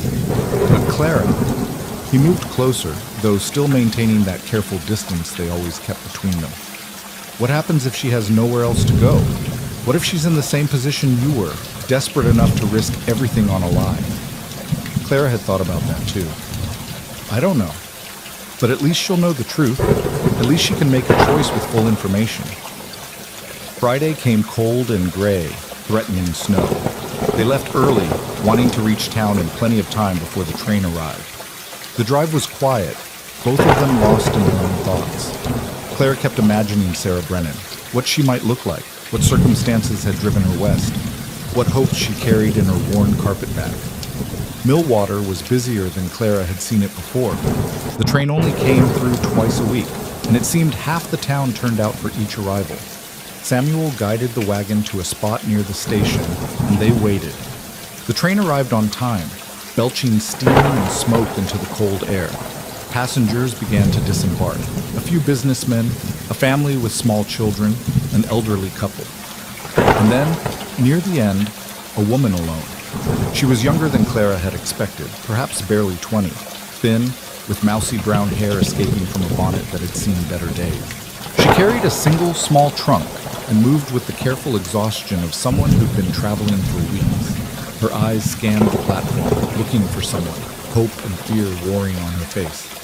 "That's her," Clara said, though she didn't know how she knew. Maybe it was the look on the woman's face, the same desperate hope Clara had worn when she arrived. "That has to be Sarah Brennan." They approached carefully, not wanting to startle her. Clara took the lead. "Miss Brennan? Sarah Brennan?" The woman turned and her face lit up. "Yes. Are you from the Murphy family? Is Mr. Murphy here?" Clara's heart sank. "No, I'm Clara Whitmore. This is Samuel Grant. We need to speak with you about why you're here." The hope on Sarah's face began to dim. "I don't understand. Mr. Murphy was supposed to meet me. The agency said everything was arranged." "May we speak somewhere private?" Samuel gestured toward the small restaurant near the station. "We'll buy you a meal. You must be hungry after your journey." Sarah looked between them, confusion giving way to worry. "What's happened? Is Mr. Murphy all right?" "Mr. Murphy is fine," Clara said gently, "but he's not expecting you. Please, let us explain." They settled into a corner booth at the restaurant, and while Samuel ordered food, Clara told Sarah the truth. About the agency, about the forged letters, about women being sent west to men who'd never requested brides. Sarah's face went through a progression of emotions: disbelief, shock, anger, and finally a kind of hollow devastation that Clara recognized too well. "I spent everything," Sarah whispered when Clara finished. "Every penny I'd saved in 3 years. I left my position, my room, everything. The agency promised. They showed me his letter. They said he'd paid for my passage." "The letter was a forgery," Samuel said, "just like the one sent to Clara. The agency kept your money. They've been doing this to dozens of women." Sarah's hands trembled as she reached for the coffee Samuel had ordered. "Then I have nothing. No money, no home, no prospects. I can't even afford a ticket back east." Clara reached across the table and took Sarah's hand. "I know how you feel. I felt the exact same way 3 months ago when I arrived at Samuel's fence and learned the truth. But you're still here. You and Mr. Grant, you married anyway?"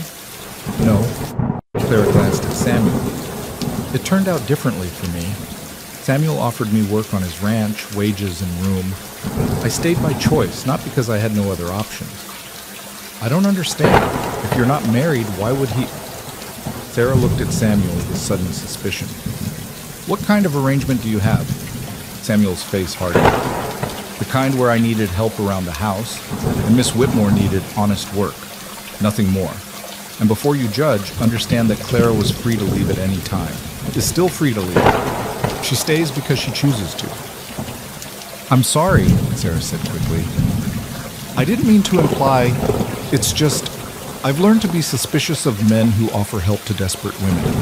They usually want something in return." "I understand," Samuel said, his voice softening slightly. "And you're right to be cautious. But right now you need to decide what you want to do. We can try to get your money back from the agency, though it might take time. We can help you find work here in Millwater if you want to stay. Or we can help you get back east if that's your preference." Sarah stared into her coffee cup. "I can't go back east. There's nothing there for me. I was a seamstress in a factory, barely making enough to eat. I took this chance because I thought—" Her voice broke. "I thought maybe I could have something better. A home, a family, someone who'd chosen me. I know it sounds foolish." "It doesn't sound foolish," Clara said firmly. "It sounds human. We all want to matter to someone." They sat in silence while Sarah composed herself. The food arrived, and she ate mechanically, clearly too upset to taste it. Clara watched her and felt a strange kinship. This could have been her 3 months ago, sitting in this same restaurant, learning that her hopes were built on lies. "There might be another option," Samuel said slowly, as if thinking it through as he spoke.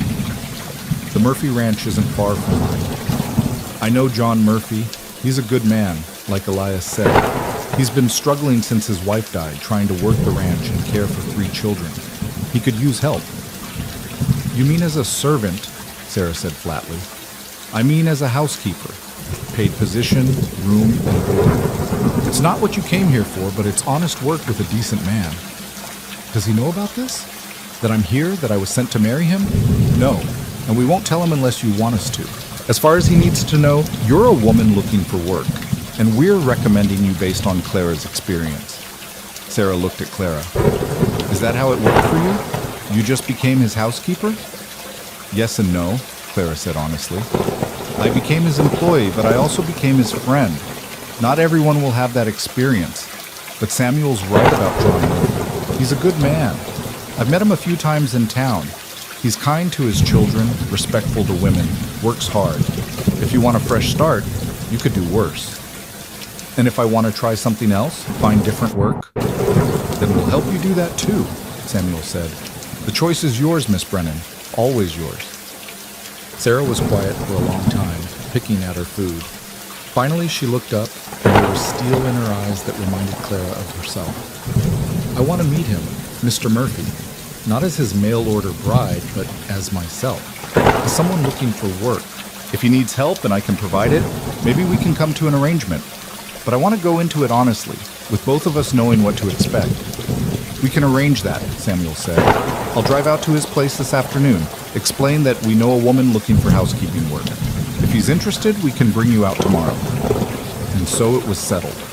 They spent the rest of the day helping Sarah get situated at the town's boarding house. Samuel paid for a week's room over Sarah's protests and making arrangements. Samuel drove out to the Murphy ranch and returned with good news. John was indeed desperate for help and would welcome a housekeeper. The next morning, they drove Sarah out to meet her potential employer. The Murphy ranch was smaller than Samuel's, but well maintained. 3 children played in the yard, 2 boys and a girl, ranging from about 5 to 10. They stopped their game to stare at the wagon. John Murphy came out onto the porch, wiping his hands on a rag. He was younger than Clara expected, perhaps 35, with the weathered look of a man who worked outdoors. When he saw Sarah, something in his face softened. You must be Miss Brennan. Sam said you were looking for work. Sarah climbed down from the wagon, and Clara saw her take in the children, the house, the man. I am. I have experience with housekeeping, cooking, and mending. I'm not afraid of hard work. That's good, because there's plenty of it here. John smiled, and it transformed his tired face. I won't lie to you. This place is chaos. I'm barely keeping up with the ranch work, and the house. Well, you can probably imagine what it's like with 3 children and no mother. I can imagine, Sarah said, and something in her voice made Clara look closer. There was sadness there, but also longing. This woman wanted to matter to someone, wanted to be needed. Maybe the Murphy ranch could give her that, even if not in the way she'd originally expected. They negotiated terms while Clara and Samuel waited by the wagon. Wages, room and board, responsibilities. Sarah would have her own room, Sundays off, and the freedom to leave if the arrangement didn't suit her. It was all proper and businesslike, but Clara could see something else happening beneath the formal negotiations. John Murphy looked at Sarah like she was the answer to a prayer he hadn't known how to voice. And Sarah looked at the children with a hunger that went beyond simple employment. Maybe, Clara thought, some mail-order bride schemes ended up where they were supposed to, just by a different route.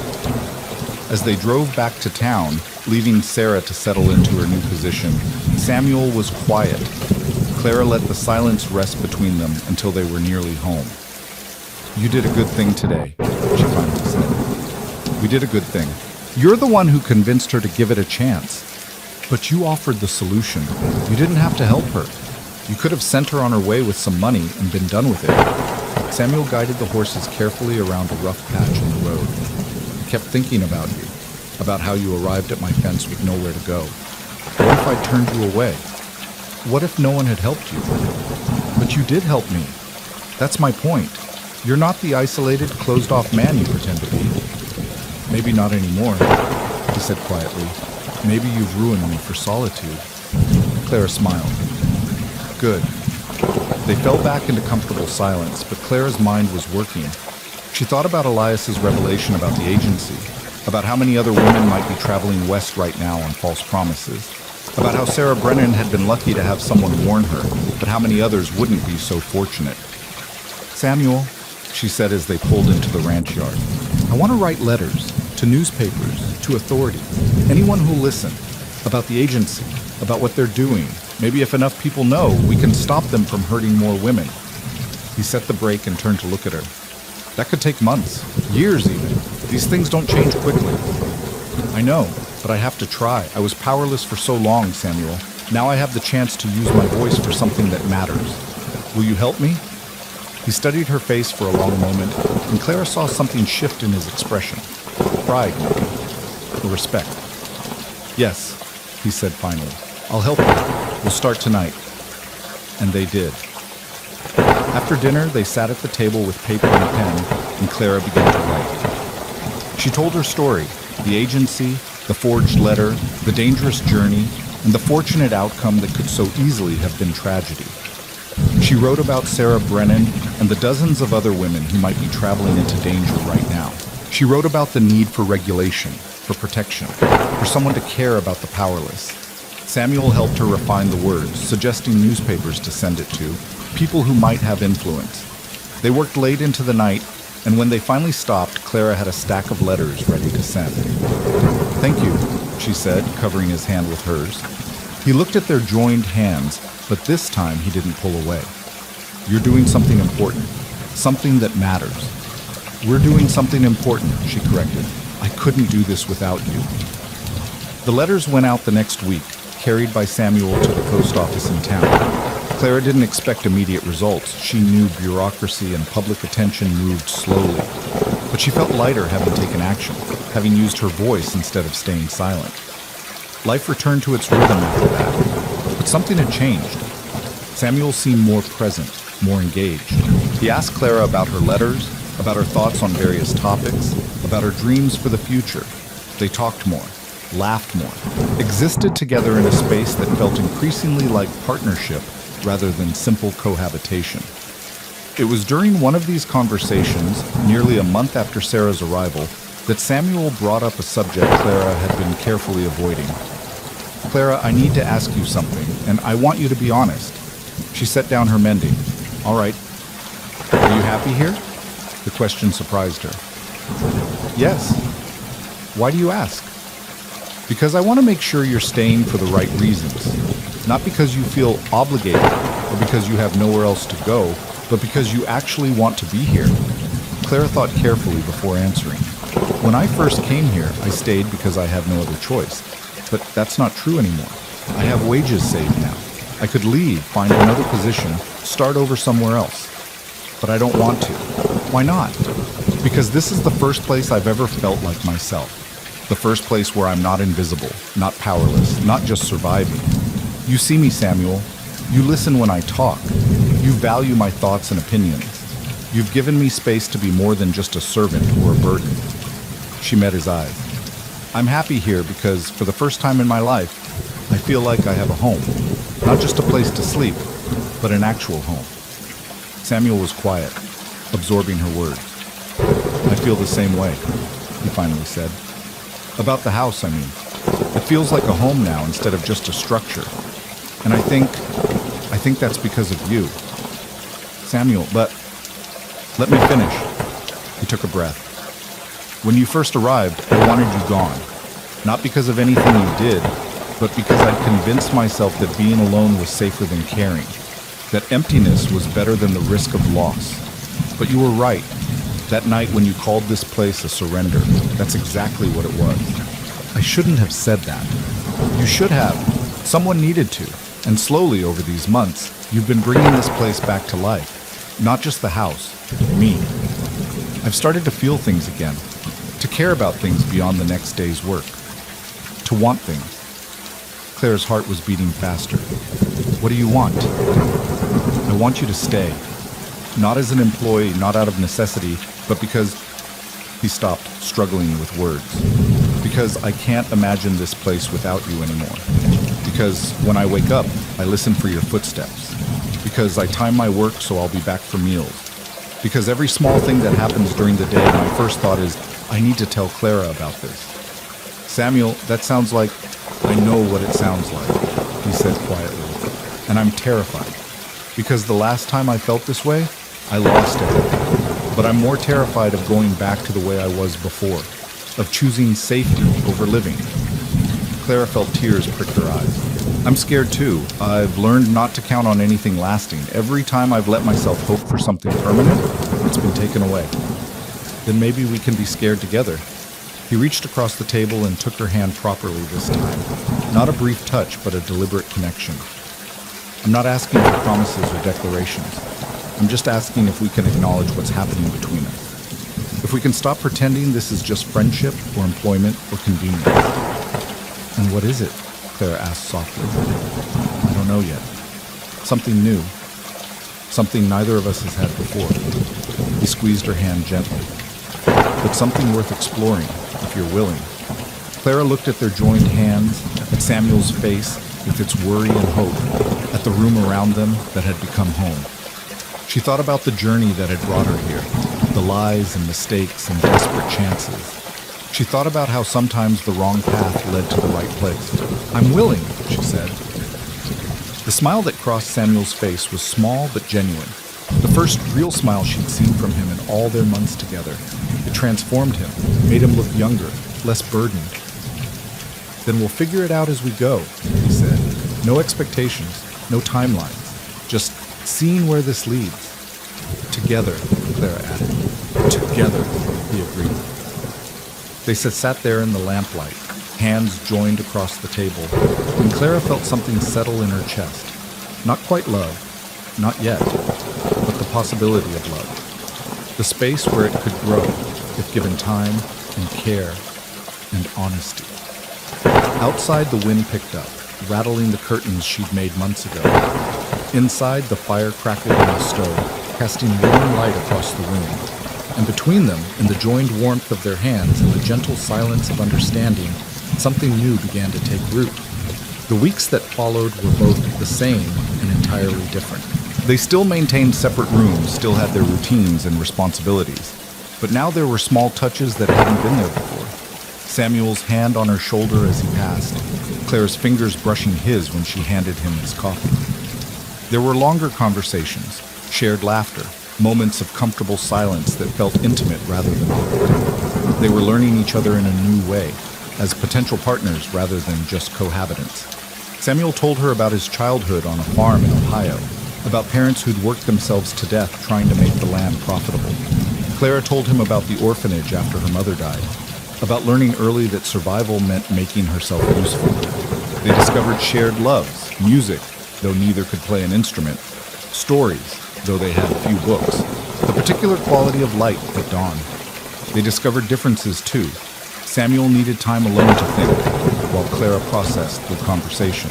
He was methodical and careful. She was more impulsive and emotional. But the differences felt manageable, even complimentary. One evening, as they sat by the fire, Samuel said, I've been thinking about expanding the ranch, adding more cattle, maybe some sheep. With 2 people working it, we could handle more. Clara looked up from her book. You're planning for the future. I am. Is that all right? It's more than all right. She smiled. It's living instead of just surviving. You've taught me that, he said quietly. How to plan for tomorrow instead of just enduring today. You've taught me things too. How to be still. How to find peace in work. How to trust that not everything good will be taken away. They were dancing around deeper feelings, both of them aware of it, but neither quite ready to speak the words.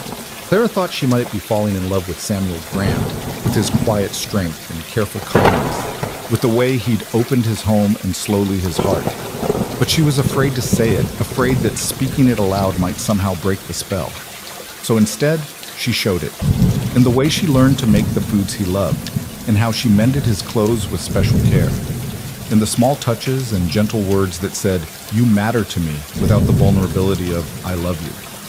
And Samuel showed it too, in the way he built her a shelf for her growing collection of books, and how he brought her wildflowers from the meadow, in the careful way he asked about her day, really listening to her answers. They were building something together, brick by careful brick, neither wanting to rush and risk collapse, both committed to creating something lasting.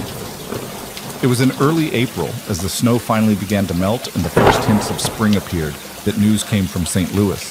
Clara's letters had found their mark. The agency had been raided, its owners arrested. Several women had come forward with similar stories, and there was talk of prosecution, of restitution, of systemic change. "You did this," Samuel said, reading the letter that had arrived with the news. "Your words, your courage, you stopped them."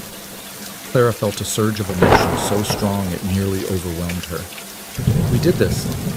I couldn't have done it without your support. Still, you're the one who insisted on speaking up. You're the one who gave voice to all those women who couldn't speak for themselves." He set down the letter and looked at her with such pride it made her chest ache. "You're remarkable, Clara Whitmore. I'm just someone who got lucky and wanted to help others do the same. No, you're someone who refused to stay powerless, who took control of her own story." He moved closer, and she could see emotion swimming in his eyes. "You changed everything. This place, my life, yourself. You're not the frightened woman who arrived at my fence anymore. Neither are you the isolated man who almost sent me away." They stood there in the afternoon light, closer than they'd ever been, and Clara felt the moment stretching between them, pregnant with possibility. Samuel raised his hand slowly, giving her time to pull away, and gently touched her face. "Clara," he said, his voice rough with emotion, "I think I'm falling in love with you." The words hung in the air between them, terrifying and beautiful. Clara's heart raced, and she saw her own fear reflected in Samuel's eyes. They were both so scared of loss, of hope, of the vulnerability that came with caring, but she was tired of being scared. "I think I'm falling in love with you too," she whispered. Samuel's hand trembled against her face. "I don't know how to do this, how to love someone without making them your everything." Clara covered his hand with hers. "Then we learn together. We learn how to love without consuming, how to care without losing ourselves. And if we fail, then we fail having tried. But Samuel," she leaned into his touch, "I don't think we will. I think we're both strong enough now, both whole enough, to love without destroying each other." He pulled her close then, carefully, as if she might shatter. Clara wrapped her arms around him and felt him trembling, felt 15 years of isolation and grief finally beginning to crack open. He held her like she was precious, like she was real, like she was the answer to questions he'd stopped asking years ago. They stood there in the fading light, holding each other, and Clara felt something fundamental shift. She'd come west looking for safety, for a home, for someone to make her matter. She'd found all of that, but not in the way she'd expected. She'd found it by building it herself, by choosing it, by having the courage to stay and fight for something real. When they finally pulled apart, both of them had tears on their faces. But they were smiling too, tentative and hopeful and scared and brave all at once. "So what now?" Samuel asked. Clara laughed, the sound shaky but genuine. "I have no idea. I've never done this before. The real thing, I mean. Not convenience or transaction, but actual love. Neither have I. Not like this." He wiped his eyes roughly. "With Margaret, it was all theoretical.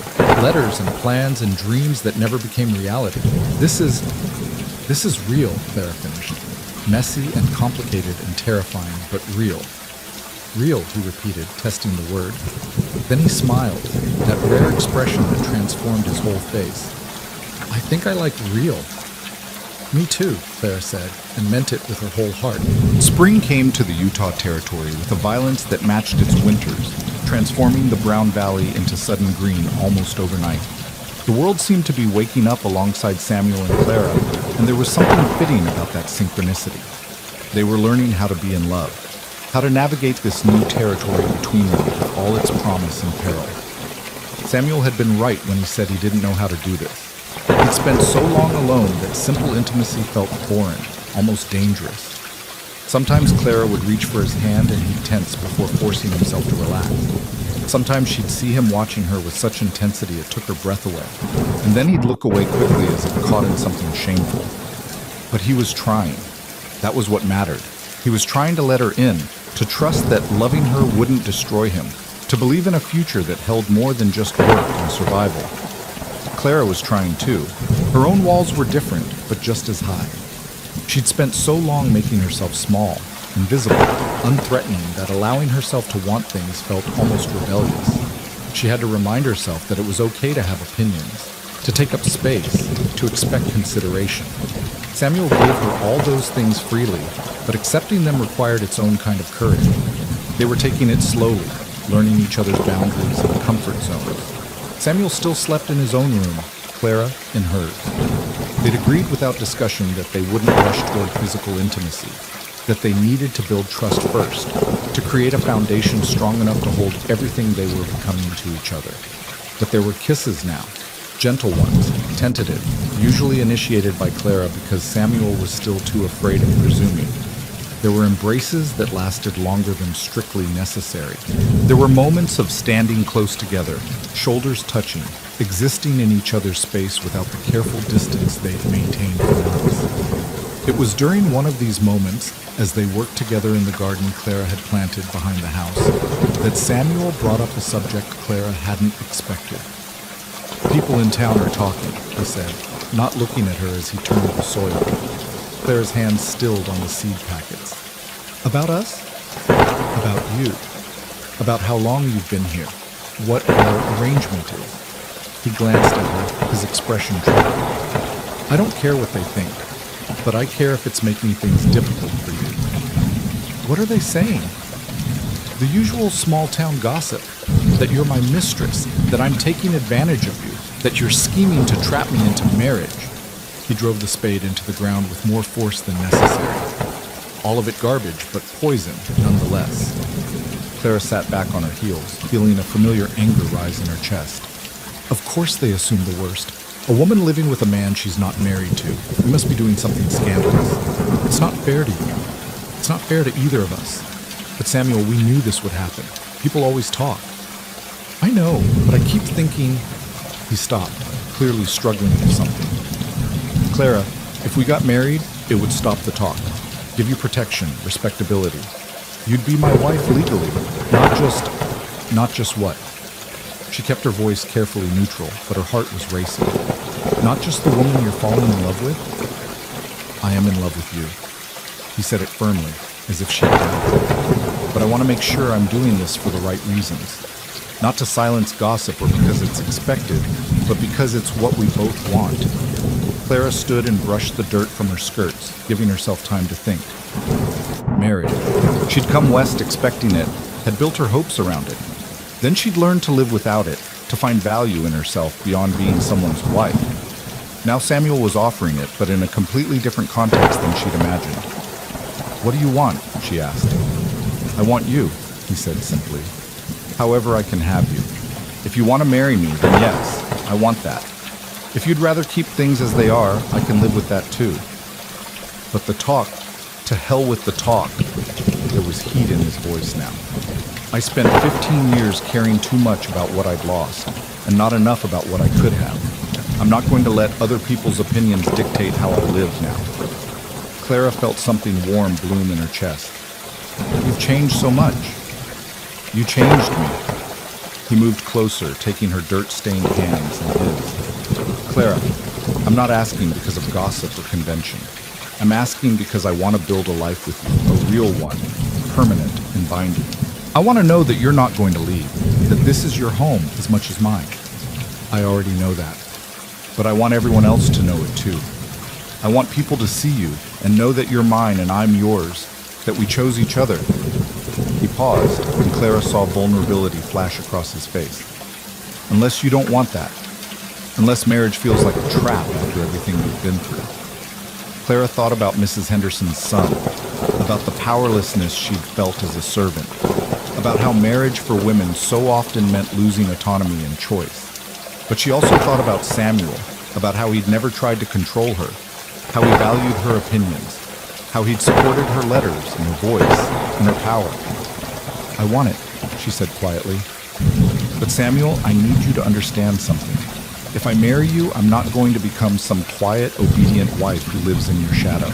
I'm still going to have opinions and speak my mind and fight for things I believe in. I wouldn't want you any other way. And I'm not going to stop being myself just because there's a ring on my finger." "Clara," he pulled her closer, his eyes serious. "I fell in love with who you are. Strong and stubborn and fierce. Why would I want to change that?" She searched his face for any sign of doubt or reservation and found none. "Then yes, I'll marry you." The smile that broke across Samuel's face was like sunrise, brilliant and transforming. He picked her up and spun her around, something so uncharacteristically exuberant that Clara laughed in pure surprise. When he set her down, he kissed her properly for the first time, not the gentle tentative kisses they'd shared before, but something deeper, more certain. When they finally pulled apart, both breathless, Samuel rested his forehead against hers. "I want to do this right. Court you properly. Give you time to be sure. I'm already sure. Even so, you deserve better than a rushed decision in a garden. Let me, paused, clearly thinking. Let me take you to dinner in town. Let me ask your permission properly, like a gentleman. Let people see that I value you enough to do this correctly." Clara felt tears prick her eyes at the thoughtfulness. "You don't have to prove anything to anyone. I'm not doing it for them. I'm doing it for you and for me. Because I want to remember this. Want to know that I did everything I could to show you how much this means." So the next Saturday, Samuel drove Clara into Millwater dressed in his best suit, she in the nicest dress she'd been able to make from fabric he'd insisted on buying. They went to the hotel restaurant, the fanciest establishment in town, and Samuel ordered them a proper meal with wine and dessert. People stared, of course. The rumors had been flying for weeks, and here they were, confirming that something was indeed happening between the reclusive rancher and his mysterious housekeeper. Clara could hear the whispers, see the speculative looks, but Samuel kept his attention focused entirely on her, asking about her day, her thoughts on expanding the garden, whether she'd heard back from the women's advocacy group she'd been corresponding with. He treated her like she mattered, like her words had weight, like she was someone worth listening to. And Clara realized that this was what love looked like for them. Not grand gestures or flowery speeches, but genuine interest and respect.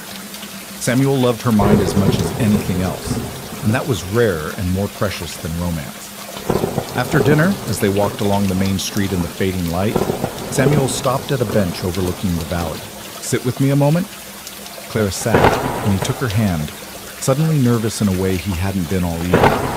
"I don't have a ring yet," he said. "I'll get one, but I wanted to ask you first, properly, before I presumed." He took a breath. "Clara Whitmore, will you marry me? Not because of gossip or convenience, or because you have nowhere else to go, but because I love you and want to spend my life with you." "Yes," Clara said, her voice thick with emotion. "Yes, Samuel Grant, I will marry you." He kissed her then, right there on the main street where anyone could see, and Clara didn't care who was watching. She was choosing this, choosing him, and for the first time in her life, she was choosing from a place of power rather than desperation. The walk back to the wagon was interrupted by Elias Monroe stepping out of the store. He looked between them, taking in their linked hands and glowing faces, and a genuine smile crossed his features. "I heard you two were in town," he said. "Looking happy, if I may say so." "You may," Samuel said, and there was warmth in his voice that hadn't been there the last time they'd spoken. "You're getting married." "Well, I'll be damned," Elias laughed. "I suppose my meddling worked out after all." "Don't take too much credit," Clara said, but she was smiling. "We got here despite your interference, not because of it." "Fair enough.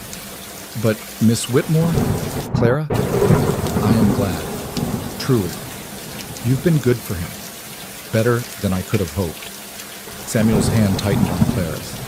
"I know I've been angry with you, Eli, and I had every right to be. What you did was wrong. I know it was. But Clara and I talked about it, and we've decided that we can't build a future while holding on to anger from the past. So I'm telling you now, I forgive you, not because you deserve it, but because I don't want to carry that weight anymore." Elias looked genuinely moved. "Thank you, Sam. That means more than you know. Just don't ever do anything like that again, to anyone."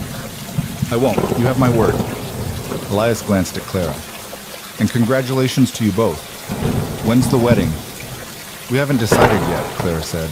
"Soon, I think. Neither of us sees the point in waiting." They parted on good terms, and as Samuel helped Clara into the wagon, she felt another weight lift. Forgiveness, she was learning, wasn't about letting people off the hook. It was about refusing to let past wrongs poison future happiness. The ride home was quiet but comfortable. Clara leaned against Samuel's shoulder, watching the stars emerge as darkness fell. She thought about the journey that had brought her here, the lies and desperation, the fear and uncertainty. She thought about arriving at Samuel's fence with nothing but hope and finding something she hadn't even known to hope for. "What are you thinking about?" Samuel asked softly. "About how strange life is. How the worst thing that happened to me, being sent here on a lie, turned into the best thing. If that agency had been legitimate, if I'd been matched with someone who actually wanted a wife, I'd be living a completely different life right now." "Do you ever wonder what that life would have been like?" Clara considered. "Sometimes, but I think I'd have always felt like I was living a role, being what someone else needed rather than being myself. With you, I get to be Clara, all of me, even the parts that aren't convenient or easy. Even the stubborn parts, especially the stubborn parts." She smiled against his shoulder. "You know, when I first arrived, I thought the best I could hope for was safety. A roof over my head, enough to eat, work that wasn't degrading. I never imagined I could have this: partnership, respect, love. I didn't know I was allowed to want those things. You're allowed to want anything, Clara. You're allowed to demand anything. Don't ever let anyone make you feel otherwise." They arrived home to find a lantern burning in the window. Clara had left it there that morning, a small domestic gesture that made the house look welcoming. Samuel helped her down from the wagon, and they stood for a moment in the yard, looking at the house that would soon officially be theirs together. "I want to add a room," Samuel said suddenly, "to make the place bigger, more comfortable. Maybe add a real parlor, expand the kitchen, make it worthy of you." "It's already worthy. It's home." "Still, I want to build something together. Our house, not just the house I built for a ghost." Clara understood what he was saying. This was about more than carpentry. It was about creating something new, leaving the past behind while honoring it. Margaret would always be part of Samuel's story, but she didn't have to be the end of it. "Then let's build," Clara said. "Let's make this place ours." The next few weeks were a whirlwind of planning. They decided on a simple wedding at the small church in Millwater, with just a few people present. Sarah Brennan and John Murphy, who'd struck up their own tentative courtship, would be there. Elias, of course. The preacher and a few of Samuel's business acquaintances. Clara made her own wedding dress, simple white cotton with careful embroidery. Samuel ordered a ring from a jeweler in Salt Lake City, a plain gold band that felt solid and real on Clara's finger when it arrived. They planned a small celebration at the ranch afterward. Nothing elaborate, just good food and good company. But underneath the practical preparations, there were deeper currents running. Samuel still struggled sometimes with his fear of loss, would wake in the night convinced something would happen to take Clara away. Clara still had moments of feeling like she was taking up too much space, asking for too much, being too much. They talked through these moments, learning to voice their fears instead of letting them fester. It wasn't always easy. Sometimes the conversations turned into arguments, both of them raw and defensive. But they always came back together, always chose to work through it rather than retreat into familiar isolation. It was during one of these more difficult conversations, about 2 weeks before the wedding, that the real test came. They were sitting at the kitchen table after dinner discussing wedding details, and Samuel said something that made Clara go still.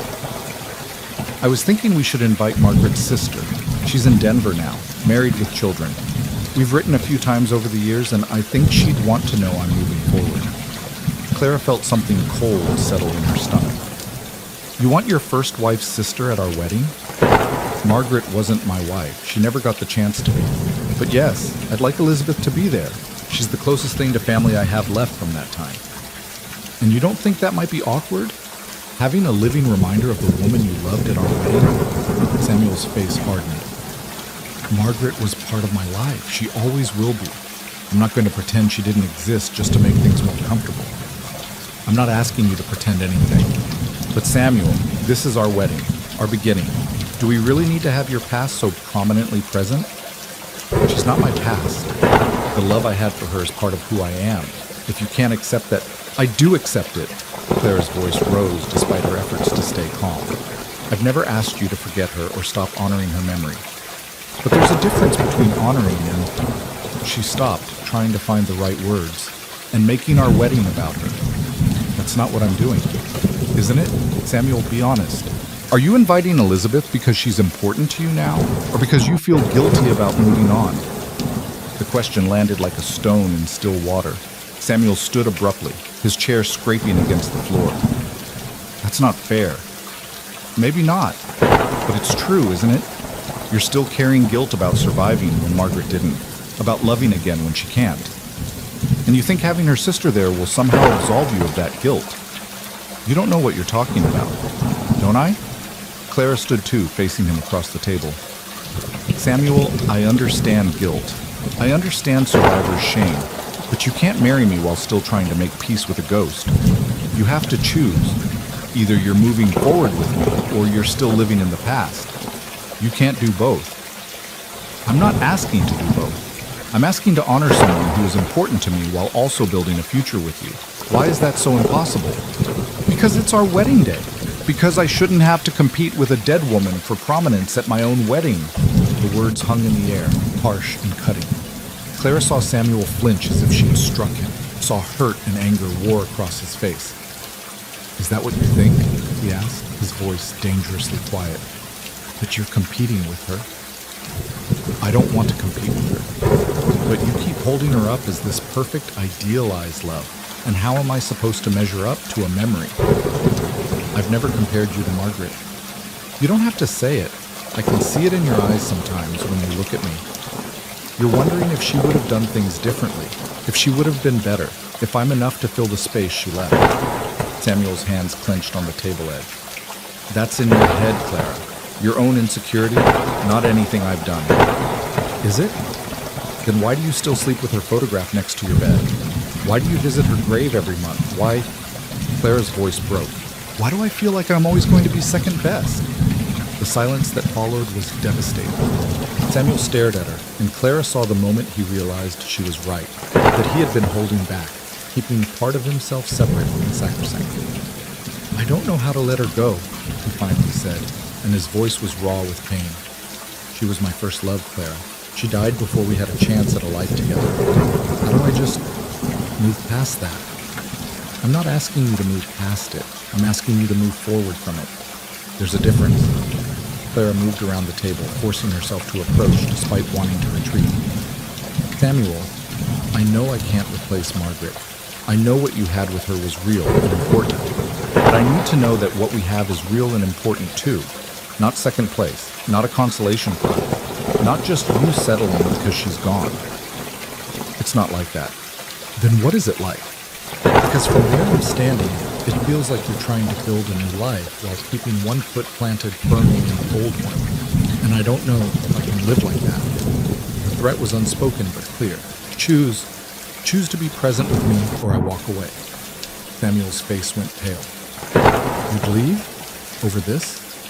I'd leave before I became another thing you resent. Before I turned into the woman he made you give up your perfect memory. Yes, Samuel, I'd leave. Because I won't settle for half your heart when I'm offering you all of mine. They stared at each other across the small distance, everything between them suddenly fragile and uncertain. This was the crisis point, Clara realized. This was where they either broke or became stronger. Samuel moved first. He crossed to the shelf where he kept personal items and took down the photograph he'd shown Clara months ago. He stared at it for a long moment, his thumb tracing Margaret's face through the glass. She was 26 when this was taken, he said quietly. Just finished her nursing training. So proud. So ready to change the world. She wrote to me about her dreams. Hospitals that treated everyone regardless of their ability to pay. Training programs for women who wanted to be doctors, not just nurses. She had these big, impossible dreams. Clara said nothing, just watched him hold this piece of his past. When she died, I felt like those dreams died with her. Like the world had lost something irreplaceable. And I was angry. At God. At the war. At myself for surviving when she didn't. So I came here and built walls, literal and metaphorical. Told myself that if I never cared about anything again, I'd never have to feel that kind of loss. He set the photograph on the table between them. But then you showed up at my fence, and slowly, bit by bit, you broke through every wall I'd built. You made me care again. Made me hope again. Made me believe that maybe I deserved a second chance at happiness. His eyes met hers, filled with tears. And that terrifies me, Clara, because losing Margaret nearly destroyed me. If I lost you, you can't live your life afraid of loss, Clara said gently. That's not living, that's just existing. I know, but knowing it and believing it are different things. He picked up the photograph again. You're right that I've been holding on to guilt, that I've been treating Margaret's memory like something sacred I had to protect. The truth is, he stopped, swallowing hard. The truth is, I've been using her memory as an excuse not to fully commit to you, because if I hold back a part of myself, if I keep loving her, then maybe it won't hurt as much if I lose you. Samuel, let me finish. I see now how unfair that is to you, how it makes you feel like you're competing with a ghost. And I'm sorry. I'm so sorry, Clara. You deserve all of me, not just the parts I'm willing to risk. He looked at the photograph one more time, then walked to his room. Clara heard him opening the trunk where he kept Margaret's thing. When he returned, his hands were empty. I put it away, he said. All of it. Not because I'm forgetting her or erasing her from my life, but because I'm choosing to move forward. I'm choosing you, Clara, fully and completely. No more holding back, no more keeping one foot in the past, just us, if you'll still have me. Clara felt tears streaming down her face. She'd been prepared for a fight, for resistance, for him to choose his comfortable grief over uncomfortable growth. She hadn't expected this. Raw honesty, genuine change, the courage to let go. Of course I'll still have you, she said, moving into his arms. I love you, all of you, including the parts that carry grief and guilt and fear. But I need you to be present with me, Samuel. I need you to choose this life we're building every day. I will, he promised, holding her tight. I am. And as for Margaret's sister, you're right. This is our day, our beginning. I'll write to Elizabeth and let her know I'm getting married, but we don't need to have her there. This day is about us, about our future, not about my past. Clara pulled back enough to see his face. We can invite her if she's truly important to you, just not because you feel guilty, not as some kind of penance, only if she's genuinely part of your life now. Samuel considered, then shook his head. She's not. I've been holding on to that connection out of obligation, not genuine affection. You were right to call me on it. I'm done living for ghosts, Clara. I want to live for you, for us. They held each other in the lamplight, and Clara felt something fundamental shift. This wasn't the end of Samuel's grief. That would probably never fully end. But it was the end of letting that grief control his present. He'd made a choice, and in making it, he'd shown Clara that their love was real, was primary, was worth fighting for. Thank you, she whispered against his chest, for choosing me, for being brave enough to let go. Thank you for demanding it, for not settling for less than you deserve, for loving me enough to fight for us. They stood there for a long time, holding each other in the quiet house. Outside, the spring night was full of sound, frogs calling, wind in the new leaves, the distant call of an owl. Life continuing, moving forward, refusing to stay static, just like them. The wedding was 2 weeks later, on a bright May morning, when the valley was green and the mountains were still white-capped in the distance. Clara wore her simple white dress with wildflowers in her hair. Samuel wore his best suit and looked at her like she'd hung the stars. The ceremony was brief and sincere. Sarah stood as Clara's witness, tears streaming down her face. Elias stood for Samuel, pride evident in his expression. John Murphy's children served as flower girl and ring bearers, taking their duties with adorable seriousness. When the preacher asked if they took each other, both Samuel and Clara answered with firm, clear voices. No hesitation, no doubt. Just choice and commitment, and the courage to build something new. The kiss was sweet and genuine, and when they turned to face the small gathering as husband and wife, Clara felt something settle deep in her soul. This was real. This was hers. This was home. The celebration at the ranch afterward was simple but joyful. Sarah had helped Clara prepare food in advance, and they laid out a feast on tables in the yard. People ate and drank and laughed. And for the first time in 15 years, Samuel Grant's ranch felt alive with happiness instead of heavy with grief. As the sun began to set and guests started to leave, Samuel pulled Clara aside. They walked to the fence line, to to the exact spot where she'd first stood months ago, dirty and desperate and running out of hope. "I keep thinking about that day," Samuel said, "how close I came to sending you away, how different everything would be if I had. But you didn't, because of a storm, because I wasn't quite heartless enough to turn you out into bad weather, the smallest mercy, and it changed everything." Clara leaned against him, watching the sun paint the mountains gold. Maybe that's how the best things happen. Not through grand plans or perfect circumstances, but through small mercies and unexpected chances, and stubborn women who refuse to give up, and wounded men who are brave enough to try again. They stood there as darkness fell and stars emerged, two people who'd been broken in different ways, finding wholeness together.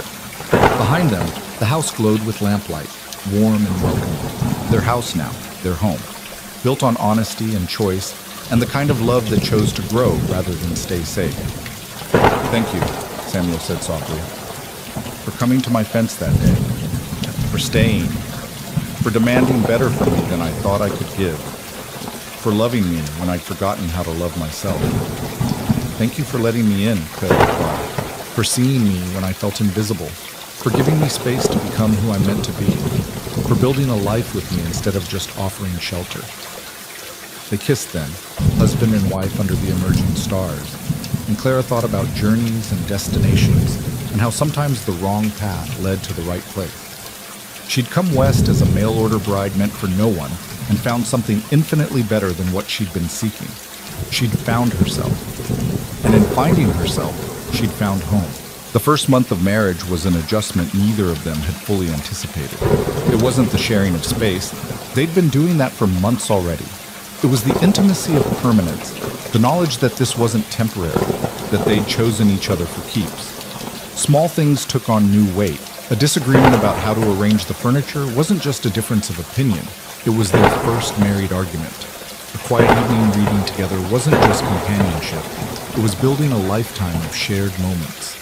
Samuel was adjusting to having someone in his bed after 15 years of sleeping alone.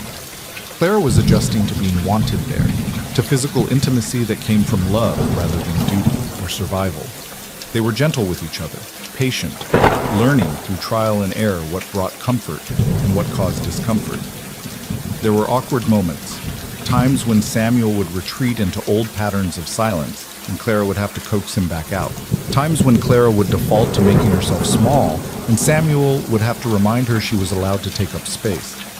But they were learning, both of them, how to be married people instead of isolated survivors. It was 6 weeks after the wedding that Clara first suspected something had changed in a fundamental way.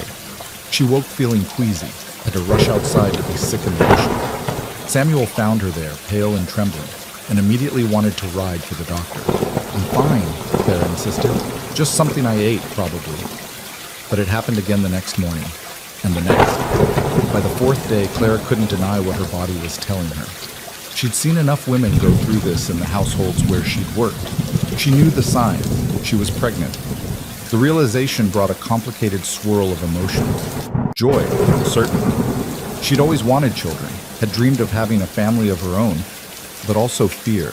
Childbirth was dangerous on the frontier, even with the doctor nearby. Women died in childbirth all the time, and Claire couldn't help but think of Margaret, who died of fever, but could just as easily have died bringing a child into the world. Samuel would be thinking of that too, she knew. Would be remembering his first love, his first loss, and projecting all those fears onto Clara. She waited until she was certain before telling him. Nearly 2 weeks of morning sickness that gradually faded to a persistent queasiness, of exhaustion that had her falling asleep in her chair after dinner, of subtle changes to her body that she recognized even if no one else would yet. She chose a quiet evening after a particularly good dinner to share the news. They were sitting by the fire, Samuel working on his accounts, while Clara mended one of his shirts. The domestic peace of the moment felt right somehow, safe enough to hold something this big. "Samuel," she said, setting down her mending, "I need to tell you something." He looked up immediately, always attuned to shifts in her tone. "What is it? Are you all right?" "I'm fine. Better than fine, actually." She took a breath, suddenly nervous despite knowing how he'd react. "I'm pregnant." The look that crossed Samuel's face was complex, joy and terror in equal measure. He set down his pen carefully, as if afraid sudden movement might break something. "You're sure?" "As sure as I can be without a doctor. But yes, I'm sure. All the signs are there." He was quiet for a long moment, and Clara watched emotions play across his face. She saw the joy trying to break through, saw the fear holding it back. "Samuel," she said gently, "talk to me. Tell me what you're thinking." "I'm thinking." His voice cracked and he had to start over. "I'm thinking I'm terrified. Childbirth is dangerous, Clara. Women die. Good women, strong women, they die. And I can't..." He stopped, pressing his hands against his face. "I can't lose you. I can't." Clara moved to kneel beside his chair, taking his hands in hers. "You're not going to lose me. I'm strong, Samuel. I'm healthy. And we'll get the doctor out here ahead of time, make sure everything's prepared." That's what Margaret's commanding officer said, that she was healthy, that the fever would pass, and then she died anyway. "I'm not Margaret," Clara said firmly. "I know you're scared. I'm scared too. But Samuel, we can't live our lives in fear of what might happen. We have to trust that we'll be okay." "How? How do you have that kind of faith after everything you've been through?" Clara thought about that. "Because the alternative is never living at all. Never taking risks, never hoping for anything, never letting ourselves be happy because we're too afraid of losing it. That's not a life I want, and I don't think it's one you want either. Not anymore." Samuel pulled her up into his lap, holding her carefully as if she were already fragile. "I want this baby," he said, against her hair. "I want our family, but I'm so afraid." "Then be afraid, but be happy too. Be excited. Let yourself feel all of it." She pulled back to look at him. "We're having a baby, Samuel. A little person who's part of you and part of me. That's terrifying and amazing. We get to do it together." A smile finally broke through his fear, tentative but real. "A baby. We're having a baby." "We are." He placed his hand on her stomach, which was still flat but wouldn't be for much longer. "Hello in there," he said softly. "I'm your father, and I promise I'm going to do everything I can to keep you and your mother safe." Clara felt tears slip down her cheeks. "We're going to be a family." "We already are," Samuel said. "But yes, a bigger one.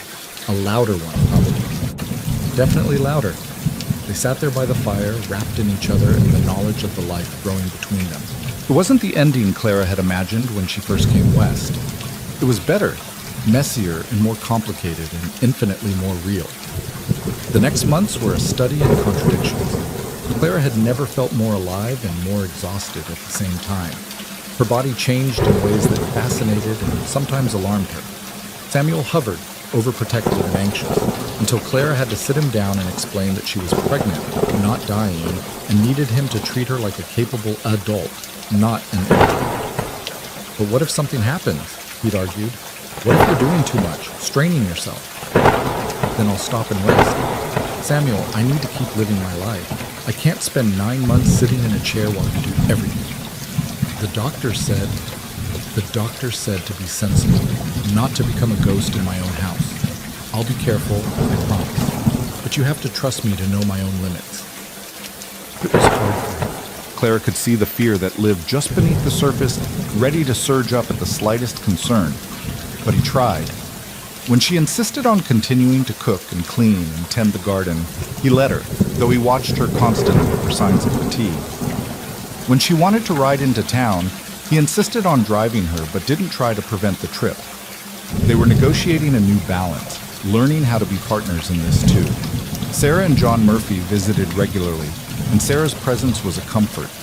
She'd helped with births before and shared practical advice that made Clara feel more prepared.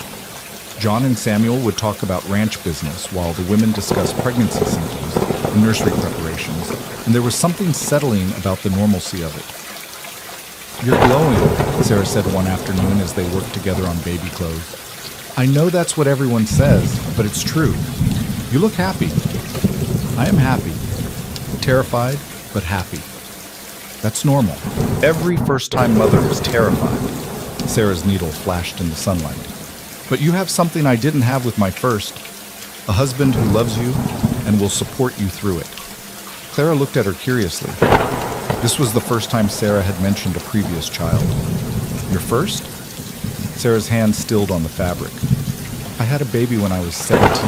The father was, well, he wasn't interested in being a father. My family was ashamed, sent me away to have the baby in secret. A girl. They took her from me the day she was born, gave her to a couple who could raise her properly. Her voice was carefully neutral, but Clara heard the pain beneath. That's why I came west. Why I was desperate enough to believe a letter from a stranger. I thought maybe I could have a second chance at the family I lost. Sarah, I'm so sorry. Don't be.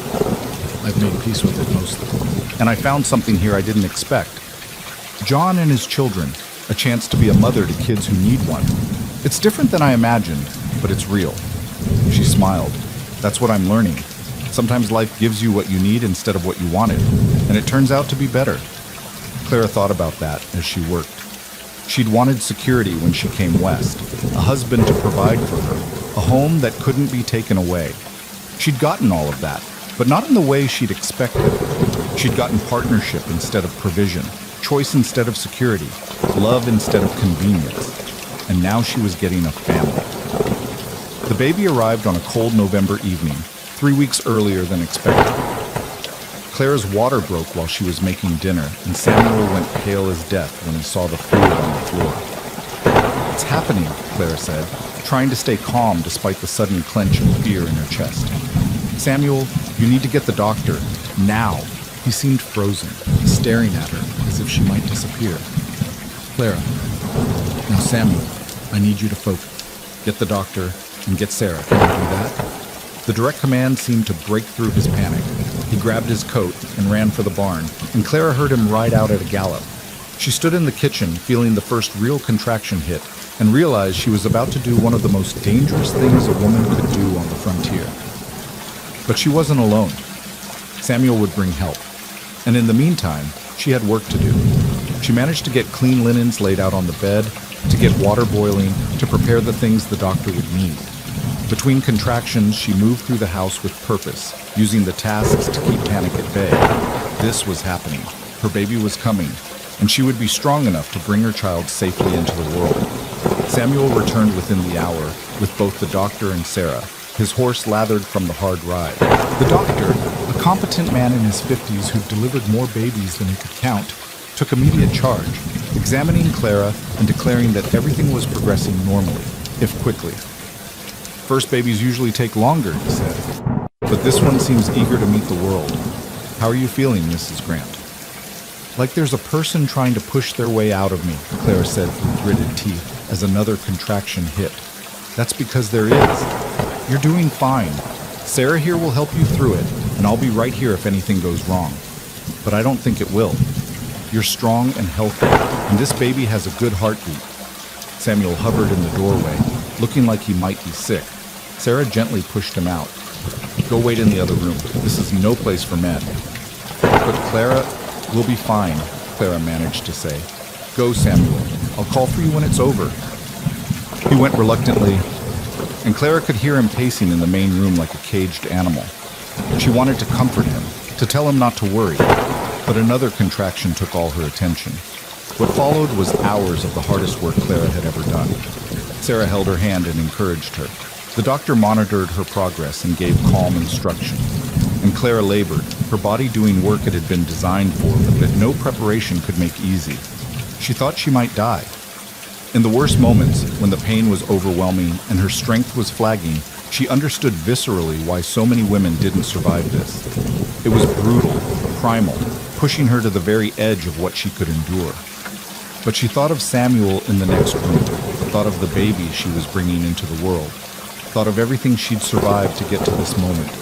She hadn't come this far to give up now. One more push, the doctor said. Come on, Mrs. Grant, one more big push and you'll meet your baby. Clara bore down with everything she had left, and suddenly there was relief and a cry, a tiny, indignant wail that was the most beautiful sound she'd ever heard. It's a girl, the doctor announced, holding up a small squirming bundle. A healthy baby girl. Sarah was crying, the doctor was smiling. and Clara felt tears streaming down her own face as they placed the baby on her chest. She was perfect, tiny and red and furious at being evicted from her warm home, but absolutely perfect. "Samuel," Clara called, her voice hoarse. "Samuel, come meet your daughter." He appeared in the doorway, his face streaked with tears, and crossed the room in 3 strides. He stared down at the baby in Clara's arms, this tiny person they'd made together, and Clara watched his face transform with wonder. "She's so small," he whispered. "She's perfect," Clara said. "Look at her, Samuel. Look at what we made." He touched the baby's tiny hand with one finger, and she immediately grasped it with surprising strength. Samuel made a sound halfway between a laugh and a sob. "Hello, little one," he said softly. "I'm your father, and this is your mother, who's the bravest person I've ever known. Welcome to the world." The baby stopped crying at the sound of his voice, her unfocused eyes trying to find the source. Clara felt her heart expand in a way she hadn't known was possible. This was her family, this tiny person, and this broken man who'd learned to be whole again. This was what she'd been searching for without knowing it. "What should we name her?" Samuel asked. Clara had been thinking about this for months. "I was thinking, if you don't mind, maybe Hope, because she represents everything we hoped for but thought we'd lost." Samuel's eyes filled with fresh tears. "Hope. It's perfect. Hope Grant." He kissed Clara's forehead gently.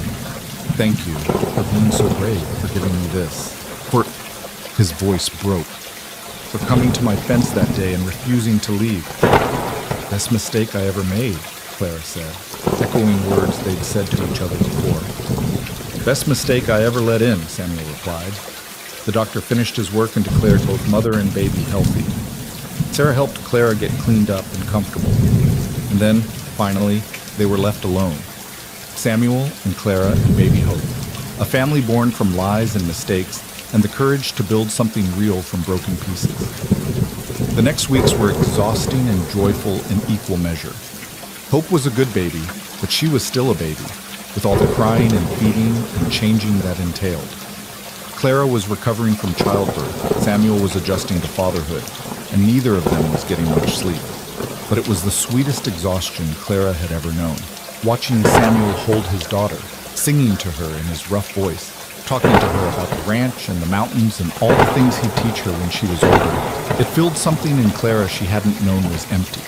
And watching him with Hope, seeing the gentleness and devotion he showed their daughter, Clara fell even more deeply in love with her husband. This was the man she'd glimpsed beneath the grief and isolation. The man who'd been waiting all these years for a reason to return to the world. When Hope was 3 weeks old, Sarah and John visited with their own news. They'd gotten married in a quiet ceremony the week before and wanted to share their joy with the friends who'd brought them together. "Congratulations," Clara said, embracing Sarah carefully with Hope nestled between them.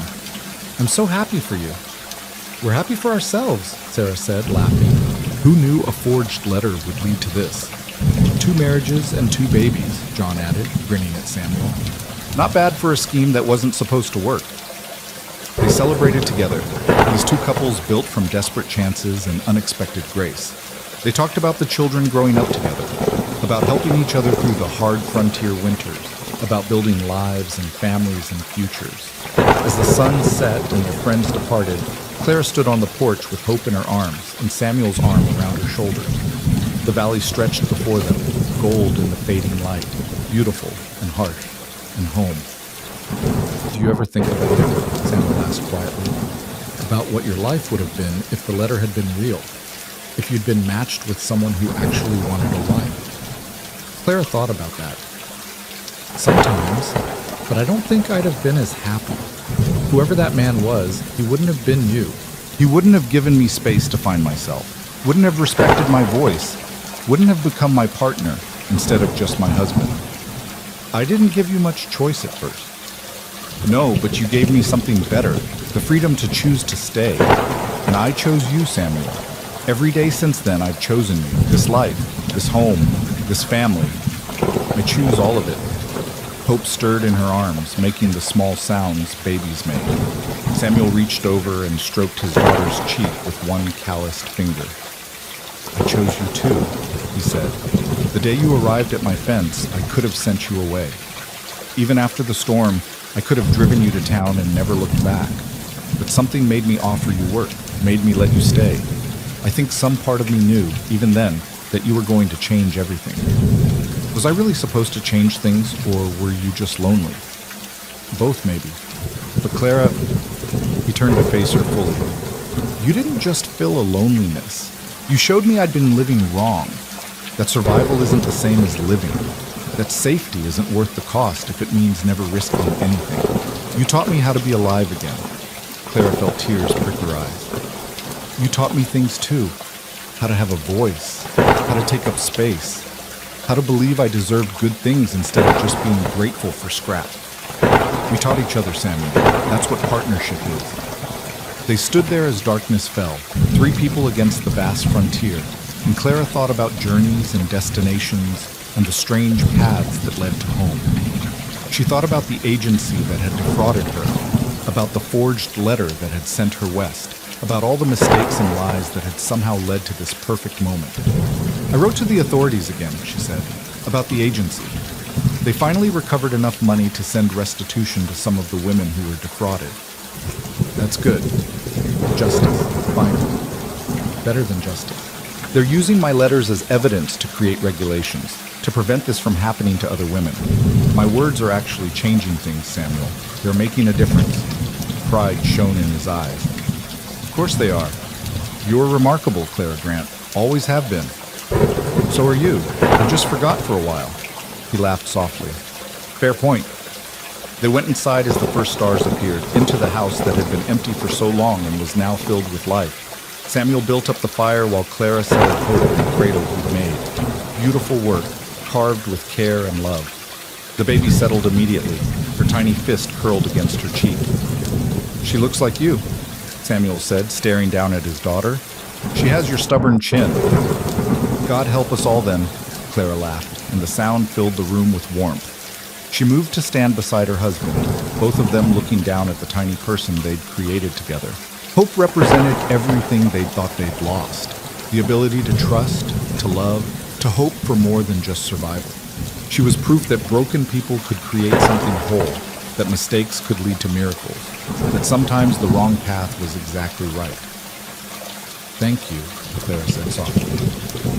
"For what?" "For letting me in that day, for letting me stay, for building this life with me." She leaned against him, feeling his solid warmth, for choosing to live again. Samuel wrapped his arm around her, holding her close. "Thank you for refusing to give up on me, for demanding better, for loving me enough to fight for us." They stood there in the quiet house, watching their daughter sleep, and Clara felt complete in a way she never had before. She'd come west as a mail-order bride meant for no one, desperate and powerless, and running out of hope. She'd found betrayal and lies and a future that looked nothing like what she'd imagined. But she'd also found herself, found her voice and her strength and her capacity to build instead of just survive. Found a partner who saw her as an equal, who valued her mind as much as her presence, who'd grown alongside her instead of trying to shape her into something convenient. Found love, not the fairy tale kind promised in agency letters, but the real kind built on honesty and respect and the courage to be vulnerable. The kind that survived arguments and fears and the hard work of actually knowing another person. Found home, not just a house or a place, but a sense of belonging she'd never experienced before. A space where she could be fully herself without apology or shame. The fire crackled, and outside the wind picked up, carrying the scent of sage and coming snow. Winter would be here soon, harsh and unforgiving as always. But inside this house were warmth and light and the sound of a baby's gentle breathing. Inside was everything that mattered. "I love you," Clara said, the words still new enough to feel momentous every time she spoke them. "I love you too," Samuel replied and kissed the top of her head. "Both of you, my wife and my daughter, my family." His family. Clara's heart swelled at the words. She had a family now, people who were hers and who claimed her as theirs, not through convenience or desperation or fraud, but through choice. Through the daily decision to show up, to try, to build something lasting from imperfect materials. She thought about writing the story someday, about sharing it with Hope when she was older, about how her mother had come west on a lie and found truth, had been powerless and discovered strength, had been invisible and learned to be seen, about how her father had been locked in grief and found the courage to live again, about how two broken people had somehow managed to build something whole. It was a better story than any the agency could have written. Messier, certainly, more complicated and less predictable, but real in a way that mattered, real in a way that would last. Hope stirred in her sleep, and Clara watched Samuel immediately move closer to the cradle, ready to comfort his daughter at the first sign of need. He was going to be a good father, she realized. He'd already proven he could be a good partner. The same patience and respect he showed Clara, he would show their daughter. He would teach Hope that she was valuable, that her voice mattered, that she deserved to take up space in the world. And Clara would teach her daughter to be strong, to refuse to make herself small, to demand the life she wanted instead of accepting whatever crumbs the world offered. She would teach Hope that mistakes weren't the end of the world, that sometimes the wrong path led to the right place, that courage meant trying even when you were terrified. Together, they would raise a daughter who knew she was loved, who believed in her own worth, who understood that home was something you built, not something you were given. "What are you thinking about?" Samuel asked softly. "The future. All the things we're going to teach her. All the adventures we're going to have as a family." "I thought I didn't have a future," Samuel said quietly. "After Margaret died, I thought my life was essentially over, that I'd just be going through motions until I died. But now," he gestured at the room, at Hope, at Clara. "Now I can't imagine what comes next, and that's exciting instead of terrifying. We'll figure it out together." "Together," he agreed. They sat down in front of the fire, Clara leaning against Samuel's chest, both of them watching their daughter sleep. The house creaked and settled around them, familiar sounds that spoke of permanence and belonging. This was their home now, truly and completely. Not just Samuel's ranch that Clara occupied, but their shared space, their family home, the foundation for everything they would build. Outside, the first snow of the season began to fall, soft and silent in the darkness. Inside, the fire burned warm and steady.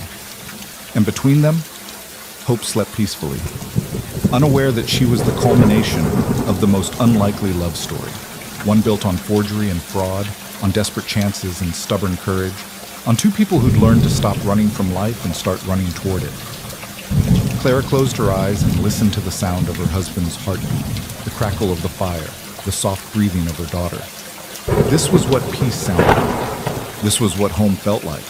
This was what happened when you refused to give up, when you demanded more from life than just survival, when you had the courage to build something real from broken pieces. She'd come to Utah territory looking for safety and found so much more. She'd come as a mail-order bride meant for no one and became a wife, a mother, a partner, a voice for the voiceless. She'd come powerless and discovered her own strength. She'd come invisible and learned to be seen. Most of all, she'd come alone and found family. And that, Clara thought as sleep began to claim her, was worth every lie, every mistake, every desperate gamble that had brought her to this moment. Sometimes the wrong letter delivered exactly the right life. Sometimes mistakes were the best things that ever happened. Sometimes love found you, not despite the chaos, but because of it. Samuel's arms tightened around her, and Clara smiled against his chest.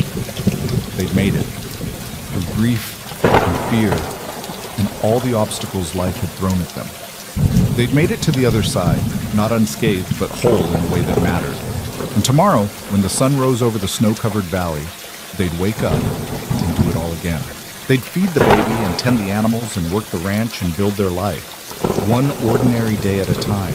They'd argue and laugh and struggle and triumph. They'd be imperfect and human and beautifully, wonderfully alive. But for now, in this perfect moment, they were simply together, a family forged from impossible circumstances, bound by choice rather than necessity, stronger for having been broken and brave enough to heal. The fire burned low, the snow continued to fall, and in a small ranch house in the Utah territory, 3 people slept peacefully: a man who'd learned to live again, a woman who'd found her voice, and a baby girl who represented every hope they thought was lost.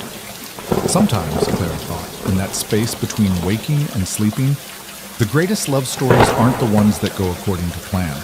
They're the ones that survive despite the plan falling apart. They're the ones built from mistakes and second chances and the courage to try again. They're the ones that teach you what love really means. Not perfection or ease, but showing up every day and choosing each other, again and again and again.